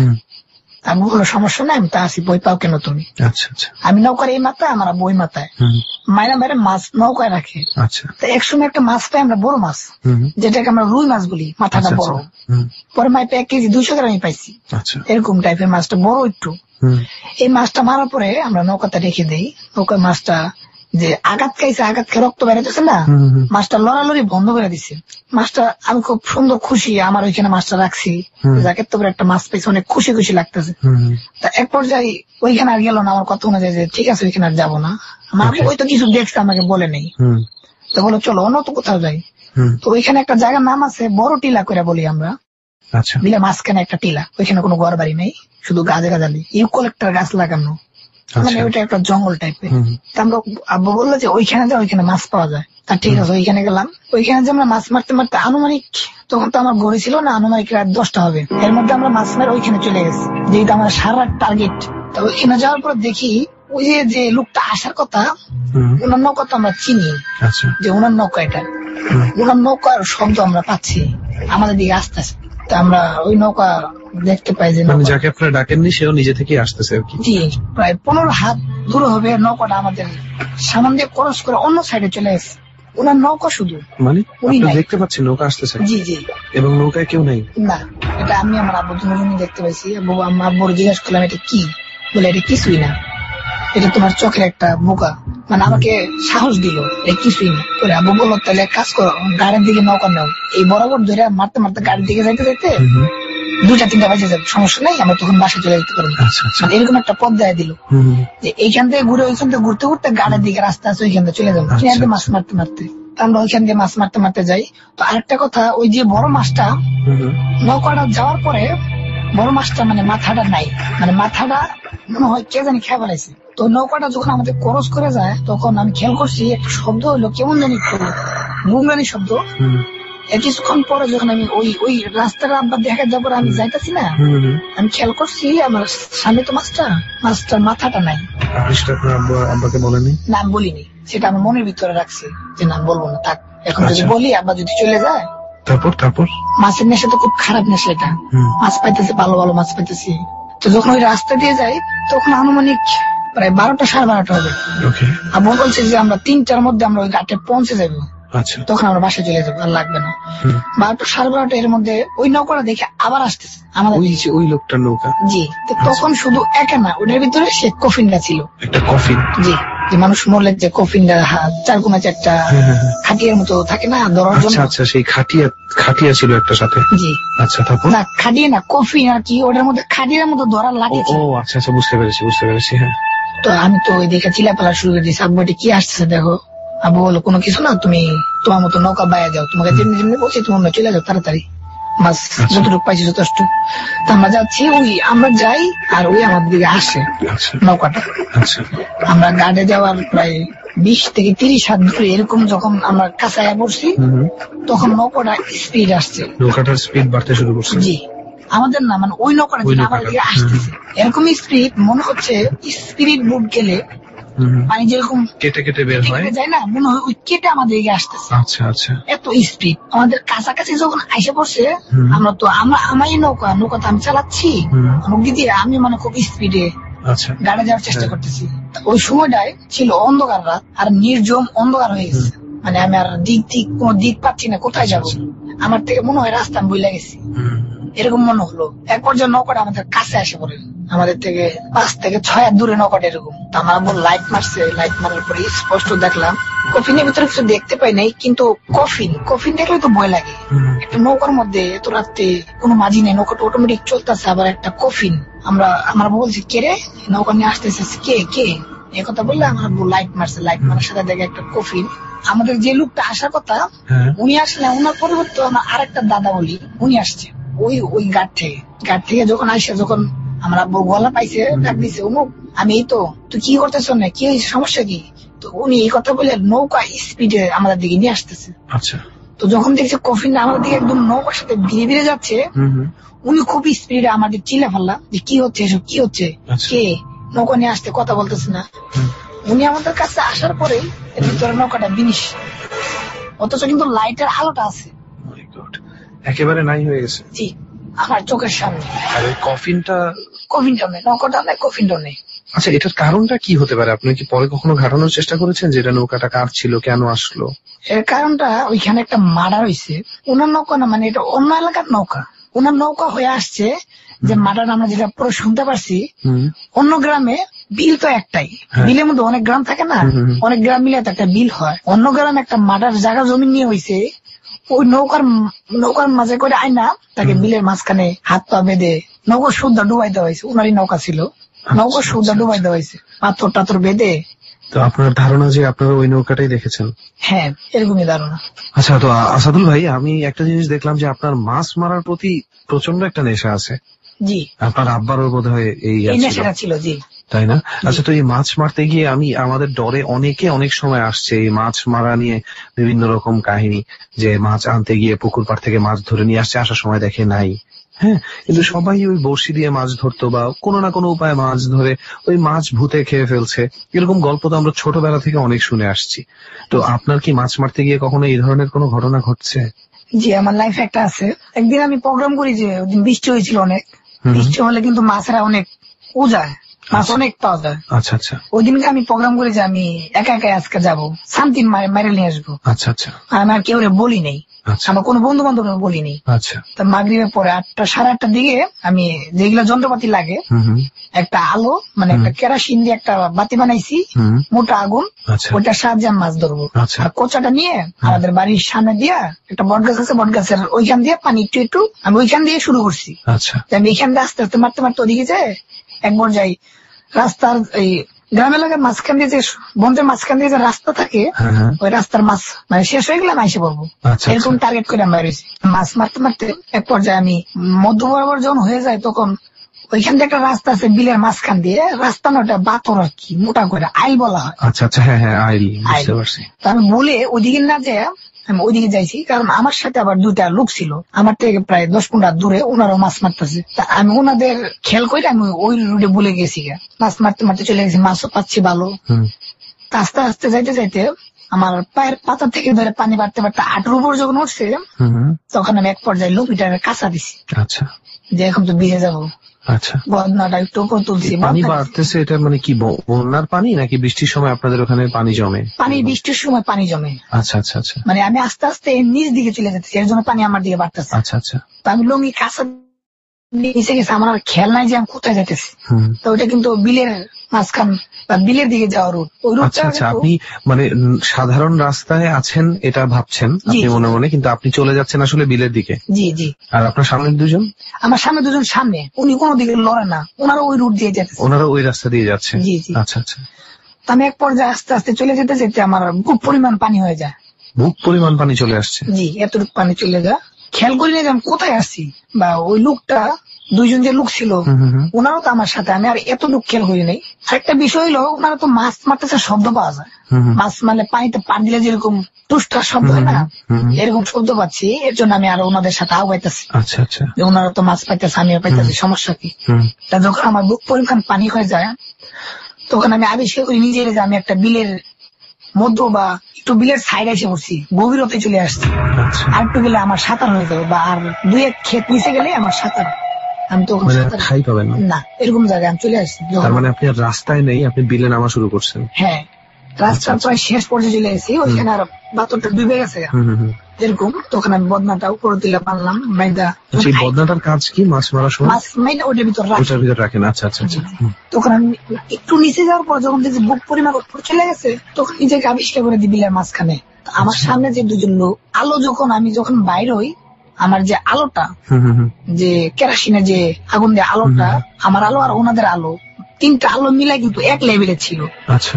যখন আমি ওইখানে চলে গেছি আমি খেয়াল করলাম ওনাদের আলোটা একটু উঁচা, আমার আলোটা একটু নিচে, তার মানে আমি একটু নিচে আছি। কিন্তু ওনারা তো আপনার সামনে, ওনাদের তো আরো নিচে থাকা উচিত। জি জি জি জি। ওনারা পানির উপরে, পানি নিচে না, ওনারা পানির উপর দিয়ে মাছ মারতেছে হাইটে হাইটে। আচ্ছা। মনে হচ্ছে ওইটাই একটা রাস্তা। যখন আমি এটা দেখলাম যে কি ব্যাপার, ওনাদের আলোটা উঁচা কেন, ওনারা তো নৌকাও নেই, আর ডানে খেতে ভিতর যেহেতু নৌকা নিয়ে যেতে দিব না, কেউ দেখলে বকা দিবে। তা আমি খেয়াল করে দেখলাম আমার বদনায় যে মাছ এতগুলো মারছি, বদনা তো ভরে যাওয়ার কথা, প্রায় 1 থেকে 1.5 ঘন্টা 2 ঘন্টার মতো মাছ মারছি না, বদনা ভরে যাওয়ার কথা না, বদনার ভিতর মাছ নাই, একটা মাছও নেই, মাছ নাই। এবং কি আমি সামনে যে 2টা আলো, একটা আলো নিভে গেছে, একটা আলো নিভে যাওয়ার পরে দেখলাম একটা বাতাস সৃষ্টি হলো। বিলের মাঝখানে যদি বাতাস হয় পানি কিন্তু উপর উঠে, ছিটাই বিটাই উপর উঠে, ওরকম একটা বাতাস সৃষ্টি হলো, পাশের আলোটা নিভে নেই। আচ্ছা। আমি এই দেখে ভয় পাইতেছি, আস্তে আস্তে পিছনে যেতেছি। আচ্ছা। আমি আমার বাড়ির দিকে রওনা দিব, আমি এখন আর থাকবো না। তাই একটা আলো যখন নিভে গেল, ছিল বৈশাখ মাস, কাল বৈশাখী জ্বর, একটা আলো নিভা বাতাস সৃষ্টি হইলো, পানি উপর দিকে করতেছে। আমি মনে করলাম কি জানি কাল বৈশাখী জ্বরটা শুরু হইতে পারে। আমি এই মনে করে পিছনে চলে যেতেছি। তো যখন আমি পিছনে যাই আমার তো লাগতেছে মানে আমি সামনে আগাইতে পারতেছি না। যতই হাঁটি আমার তো লাগে আমি পিছিয়ে পড়ে রয়েছি, আমি আর ওইখান থেকে লড়তে পারতেছি না, ওইখানে আছি হাইটা ওইটা। তা আমি সড়ক খুঁজতে যে কি ব্যাপার, আমি তো রাস্তার সাইডে আছি, সড়কের দিকে তো আমি আছি, আমি কোথায়? আমার চারদিকে শুধু পানি আর পানি। তো যেটা আমরা বলি মেশিন ঘর, সেরো মেশিন দিয়ে ধান খেতে পানি দেয় না, বন্ধের মাঝখানে আবার অনেক জায়গায় জায়গায় সেরো মেশিন থাকে পানি দেওয়ার জন্য। তা আমি মেশিন ঘরটা দেখতে পাই ওইখান থেকে। ওই যে মেশিন ঘর আমি তাহলে বিলের সাইড দিকে বা মাঝখান বরাবর গভীরতে চলে আসছি। আমি বিলের ওই গড্ডার মাঝখানে যাওয়ার চেষ্টা করি, তখন ওই আলোটা আমার সামনে চলে যায়, ওই আলোটা আমাকে ক্রস করে ওই মেশিন ঘর ওইখানে চলে যায়। আমি মনে করলাম না জানি বাইটা হইতে পারে চলে গেছে, ওই মনে চলে গেছে বয়ে। তো ওইখানে যে আলোটা নিবে যায়, আচ্ছা, ওই ঘরের কাছে যায়। হ্যাঁ, তা আমি খুব চেষ্টা করি, আমার তখন খুব জোর ছিল, তখন একটু মোটা ছিলাম, আচ্ছা, তখন খুব শরীরে জোর দেয়, তেজ দেয়, আমি খরচ করে ওইখান থেকে ওই বাতাসটার থেকে আমি মেশিন ঘর বরাবর যাই। আচ্ছা, কিন্তু আমি মেশিন ঘরের কাছাকাছি যখন যাই তখন একটা আওয়াজ আসছে, হাসির আওয়াজ, মানে বয়স্ক লোক যেমন হাসলে একটা আওয়াজ হয় না, ওরকম একটা আওয়াজ পাইছি আমি, হাসির আওয়াজ। মেশিন ঘরের ভিতর থেকে, মেশিন ঘরের ভিতরে কিন্তু তখন মেশিন থাকে না, বাঁশের মাচা বলে যেটা বসার জন্য, ওই মাচাটা রয়ে গেছে, ওইটার মধ্যে বসে আওয়াজ আসতেছে, মানে ওইখান থেকে আওয়াজটা আসতেছে, ওইখানে কেউ বসে রয়েছে। আমি সাহস করে আসলাম, ওই দিয়ে কে বসে রয়েছে, আলোটা তো আসলো, ওই মনে আমার ভয় দেয় বাঁচাইতেছে। আইসা দিই মেশিন করে ওই একটা লোক বসে রয়েছে, পাও ঝোলাচ্ছে আর লোক বসে রয়েছে। পিছনে যে বাতাসটা, ওই বাতাসটা কিন্তু আমাকে ছাড়ে নেই।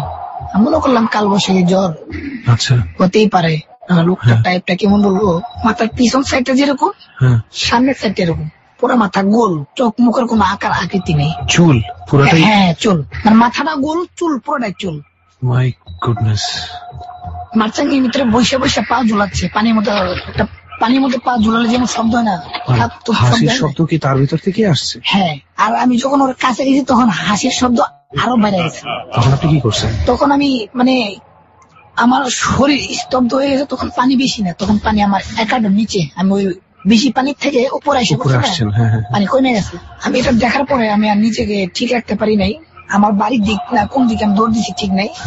তো আমি একটা দৌড় দিচ্ছিলাম, চিল্লান মেয়েরা আমার সাথে যেগুলা যন্ত্রপাতি ছিল সব ফালাই দিয়ে দৌড়, এক দৌড়ে পরের গ্রামে, মানে রুটটা আমার এমন ভাবে ঘুরছে, বনের মাঝখান থেকে রাস্তা গেছে না, একদম সাইড দিয়ে রাস্তা ক্রস দিলে বা এইদিকে আমাদের বাড়ি ধরলে বাড়িতে চলে যাবো, আর যদি আমি রাস্তা টপকায় যাই সামনে একটু বন যায় অন্য বাড়ি, অন্য গ্রামে যায় পড়বে। হ্যাঁ, আচ্ছা, আমি এমন ভাবে দৌড় দিচ্ছি, মানে কতটুকু ছিল না ছিলাম জানি না, আমি অন্য একটা বাড়ি, ওনাদের বাড়ি চিনি, উনি আমাকে চিনে, ওনার বাসায় আমরা কাজ কাম করছি, দাম টাম কেটে লাগাই দিছি।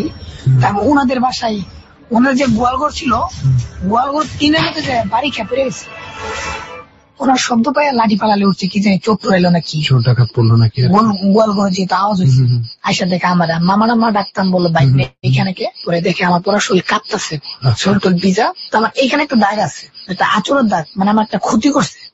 আচ্ছা, ওই লোকটাই আমি যারা দেখছি, তা আমার দইরা নিয়ে পানি পুনি ডাইলা জিজ্ঞাসা করে বাইক না তুমি এইখানে কে, আমি বললাম মামা এমন মন, চলো তোমার দিয়ে আসি। আচ্ছা, ওই গ্রাম থেকে আমাদের গ্রামে আসতে মিনিমাম 25 মিনিট লাগবে। এত দূরে চলে গেছেন আপনি? হ্যাঁ, আমি নিজে বলতে পারি না যে এত দূরে, আমি নিজেও বিশ্বাস করতে পারি নাই যে আমি এখানে কিভাবে আসলাম।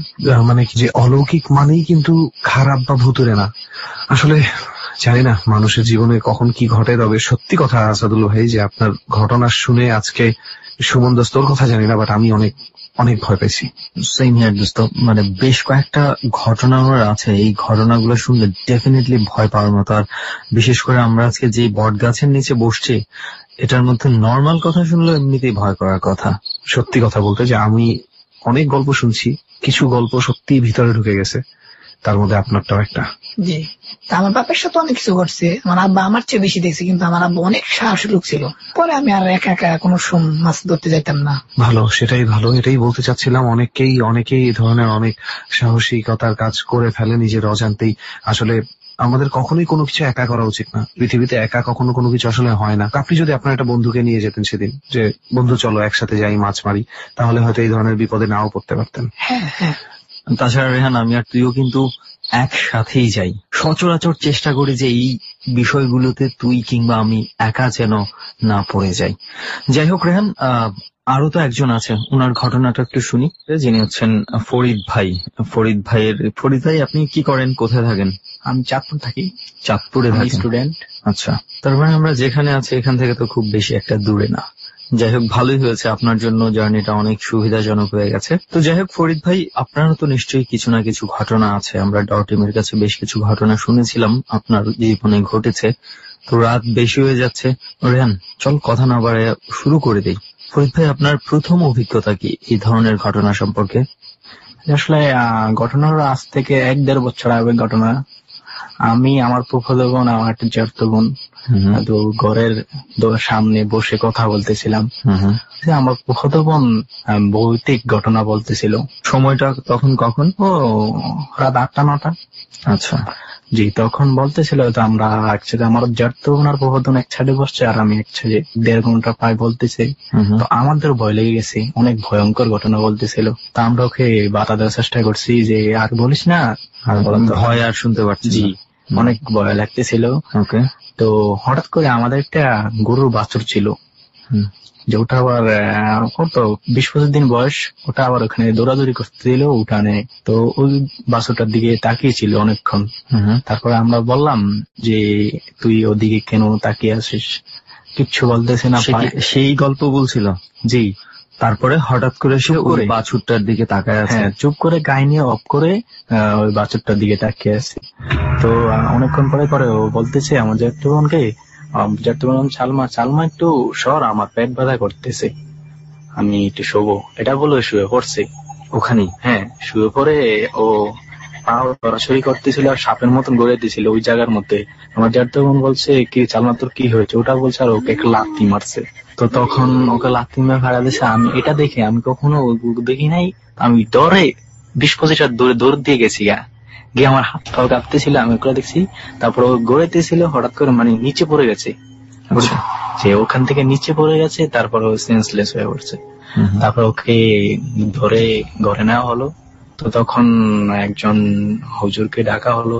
হুজুরকে কেন ডাকলেন? ডাক্তারও তো ডাকতে পারতেন। না, ওটা তো ওরকম ইয়া না, মানে আপনাদের মনে হয়েছে যে এটা এই ধরনের অন্য কিছু অস্বাভাবিক কিছু, ও যে স্বাভাবিক করছে ওগুলা কোনো মানসিক সেই জন্য আপনারা হুজুরকে ডেকেছেন। যে হুজুরকে ডাকার পরে হুজুর আসলো। তারপরে হুজুর এসে তেল একটা বাটিতে করে নিয়ে কানে ভিতরে, 2 কানের ভিতরে দিল। দেওয়ার পরে হুজুর তারপরে উঠে বসার পরে হঠাৎ করে অন্যমনস্ক হয়ে গেল।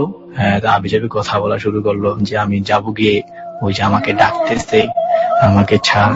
ওকে বোন বলতেছে? আচ্ছা। তখন ওকে 3 জন ধরা হয়েছে, ধরে রাখতে পারতেছিল না। আচ্ছা। ও হাসতেছে, ছাড় আমাকে। তারপরে হুজুর অনেক করার পরে আমাদের অনেক হুজুরকে অনেক ইয়ে হয়েছে যে তোমাকে ছাড়বো না আমি, তুমি আজকে তোমাকে আমি আর রাখবো না, এরকম বলছে। তো হুজুর বলছে আমাকে কি করবি পরে বল, আগে তো কি মানে হুজুরকে থ্রেট দিচ্ছিল যে তোমাকে আমি ক্ষতি করবো। তো হুজুর বলছে আমারটা রাখ। তো পরে তো হুজুর বললো তুমি কোত্থেকে একে ইয়ে করছো, তুমি কেন একে ধরছো, বলতেছিল না অনেক কষ্টে। তারপর বলছে ওদের টয়লেটে সামনে আমি সন্ধ্যার টাইমে, তখন ও আমার ডিস্টার্ব করছে, তখন থেকে আমি ওকে ধরছি। যেতেছে না, যাক অনেক কষ্টে তাকে তাড়ানো হয়েছে। তাড়ানোর পরেই তখন ফুফাতো বোনের শ্বশুর বিয়ে হয়েছে, আমার ফুফাতো বোনের শ্বশুর বাড়িতে। কিন্তু ঘটনাটি ঘরে মূল ঘটনা প্রায় সময় স্বাস্থ্য রাতে সে যে বাইরে হাঁটতো একা একা, জঙ্গলের দিকে যেত গিয়া। মানে বুঝি নাই ঘটনাটা, মানে তখন শ্বশুর বাড়িতে উনি কি করতো রাতের বেলা? যে মানে অনেক সাজগোজ করতো, মানে যেটা স্বাভাবিক ভাবে আসলে মানুষ কোন অনুষ্ঠানে গেলে হয়তো এইভাবে সাজে। জি জি, ওইভাবে সাজগোজ করে বের হয়ে জঙ্গলে চলে যেত। হ্যাঁ, টয়লেটের কাছে যেত গিয়া, যেখান থেকে ওনাকে ধরেছিল ওখানে চলে যেত। হ্যাঁ, ওনার স্বামী ও একদিন বলছিল যে কই যাইতেছো, এরকম বলছে। আর ওকে বলছে আমাকে ছেড়ে দাও, আমি এখানে থাকবো না, ওই যে আমাকে ডাকতেছে, আমি ওদের সাথে যাবো কি।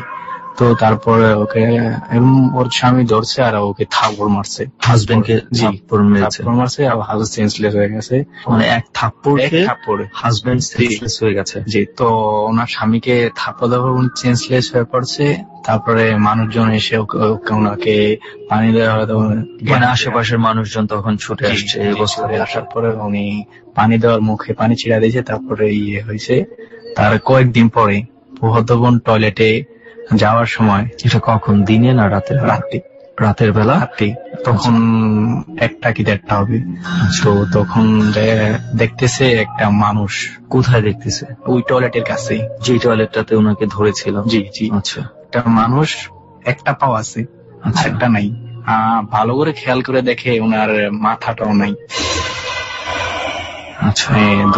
শরীরের চোখ এই অবস্থা। তো উনি চিৎকার করে, মানুষ আসে। মানুষ আসার পরে উনি বলছে আমি এই মানুষ এসে, মানে সবাই যখন আসে ওনাকে কি অবস্থায় দেখতে পায়? যে ওনার চিৎকার শুনে তো মানুষ দৌড়াদৌড়ি করে আসে, এসে দেখে উনি শুয়ে আছে, মাটিতে পড়ে আছে। জি, তখন ওনাকে ঘরে নেওয়া হলো। ঘরে নেওয়ার পরে তেল পানি দেওয়া হলো মুখে, তারপর বলে যে আমি এরকম এরকম দেখছি। মানে ওই পানি টানি দেওয়ার পর যখন জ্ঞান ফিরে তখন আপনারা শুনতে পেয়েছেন যে সেই ধরনের জিনিস দেখতে পেয়ে চিৎকার করছে। জি জি। ওকে।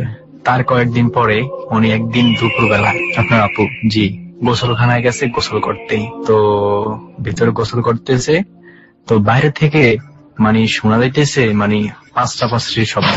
ওকে। যে পাঁচটাপাঁচটির শব্দ। তো লোকজন এসে বলল, মানে দরজার সামনে এসে বলল যে কি হয়েছে, হ্যাঁ কে আর কে কি হইতেছে। আচ্ছা, আপনি যেভাবে বলছেন আমাদের শ্রোতাদের হয়তো ঘটনাটা বুঝতে একটু সমস্যা হয়ে যেতে পারে।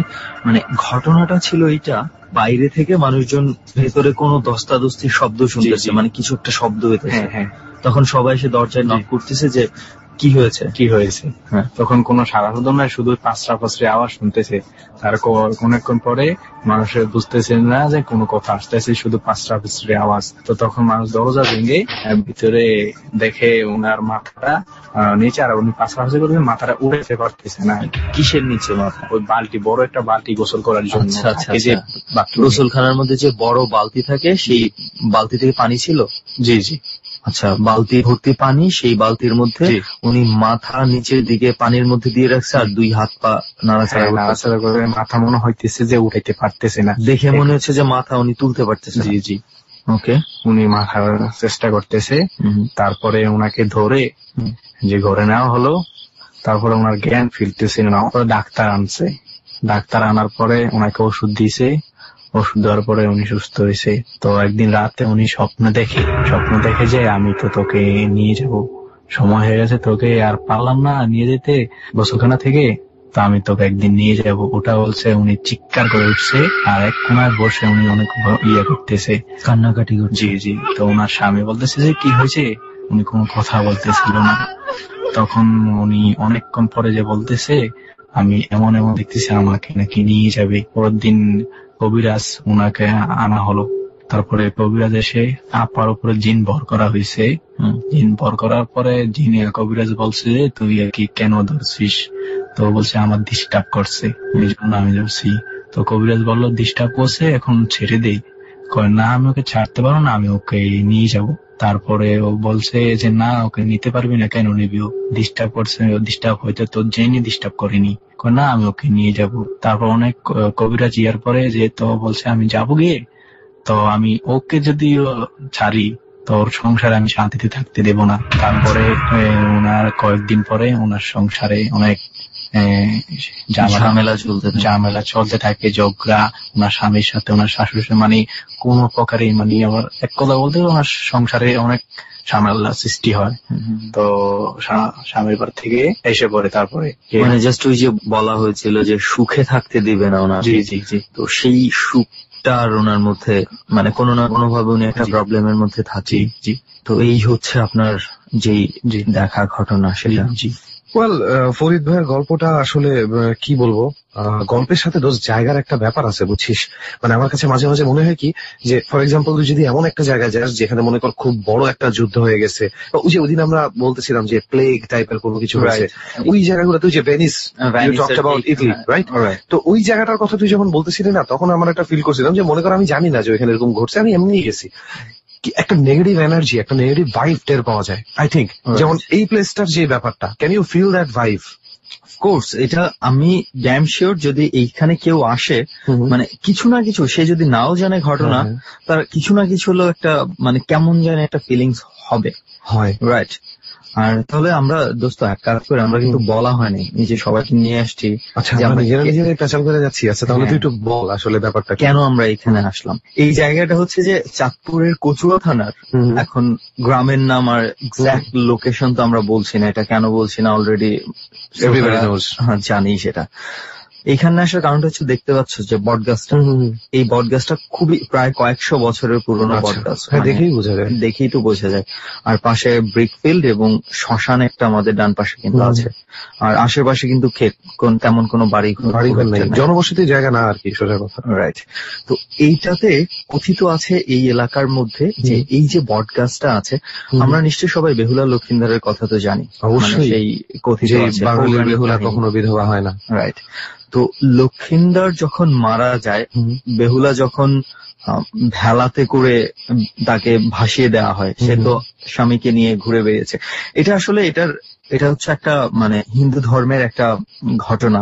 তো সেখানে এটা নিয়ে ওটার অথেন্টিসিটি বা কি ওটা নিয়ে আসলে আমাদের বলার রাইট নাই, আমরা সেক্ষেত্রে নাই বলি। কথিত আছে বেহুলা যখন তার স্বামীকে নিয়ে, সাপে কামড়ানো স্বামীকে নিয়ে ভেলায় চড়ে যায়, সেই ভেলাটা যখন মানে যেই যেই দিক দিয়ে যায়, এই বট গাছটার নিচে এসেও নাকি ভিড়ে ছিল।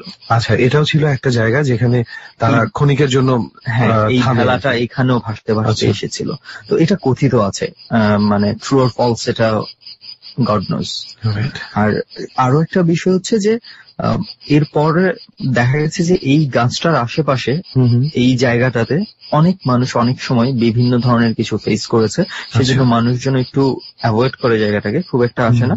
বিশেষ করে দেখা গেছে দিনের বেলাতে এমন হয়েছে, কেউ দুপুর বেলা একা যাচ্ছে এখানে, অনেককেই মনে কর যে এমন কিছু মানে আসর করেছে, পরবর্তীতে অসুস্থ হয়ে গেছে, হাত পা প্যারালাইজড হয়ে গেছে, এই ধরনের কিছু ঘটনা আর কি এখানে ঘটেছে। তারপর থেকেই এই জায়গাটা মোটামুটি একটা অন্যভাবে দেখা হয়। মানে বুঝতে পারলাম যেটা যে আমি আনইউজুয়ালি এবার তোকে জার্নির সময় বল আর যেই সময় বল জিজ্ঞেসই করিনি যে কোথায় যাচ্ছি না যাচ্ছি, তোর উপর এতটা ভরসা করা ঠিক হবে না, যথেষ্ট ভয়ঙ্কর একটা জায়গা নিয়ে আসছিস। আমাদের কাজই তো এটা। এখান থেকে পজেসড হয়েছে মানুষ, তার মানে এরকম ব্যাপারও ঘটেছে। আসলে আমি একটা জিনিস বিশ্বাস করি কি, একেবারে না ঘটলে কোনো কিছু রটে না, অল্পটা কিছুটা হলেও হয়তোবা এটা রংচং মাখিয়ে অনেক বড় হয়ে যায়, অনেক বড় করে গ্রামের মানুষদের অনেক সময় কুসংস্কার থেকে অনেক কিছু তারা মনে করে ফেলে অটোমেটিক্যালি, বাট তারপরেও কিছু একটা আনইউজুয়াল তো কারণ। আমি কিন্তু মানে এইখানে যখন ওই যে বেহুলা লক্ষিন্দারের ঘটনাটা যখন আসছে না, মানে এইটা ফিল করলে না একটা কেমন জানি একটা অন্যরকম একটা কাজ করে। So this is the place. যাই হোক, প্লেসের কথা তো বললাম, এই প্লেসে আর মনে হয় থাকা ঠিক হবে না, দিনের বেলা এসে দেখে যাবো আরেকবার। যাই হোক, চল তাহলে উঠি আমরা। চলেন ভাইজানরা, চলেন সবাই উঠি আজকের মতো। মানে ভয়।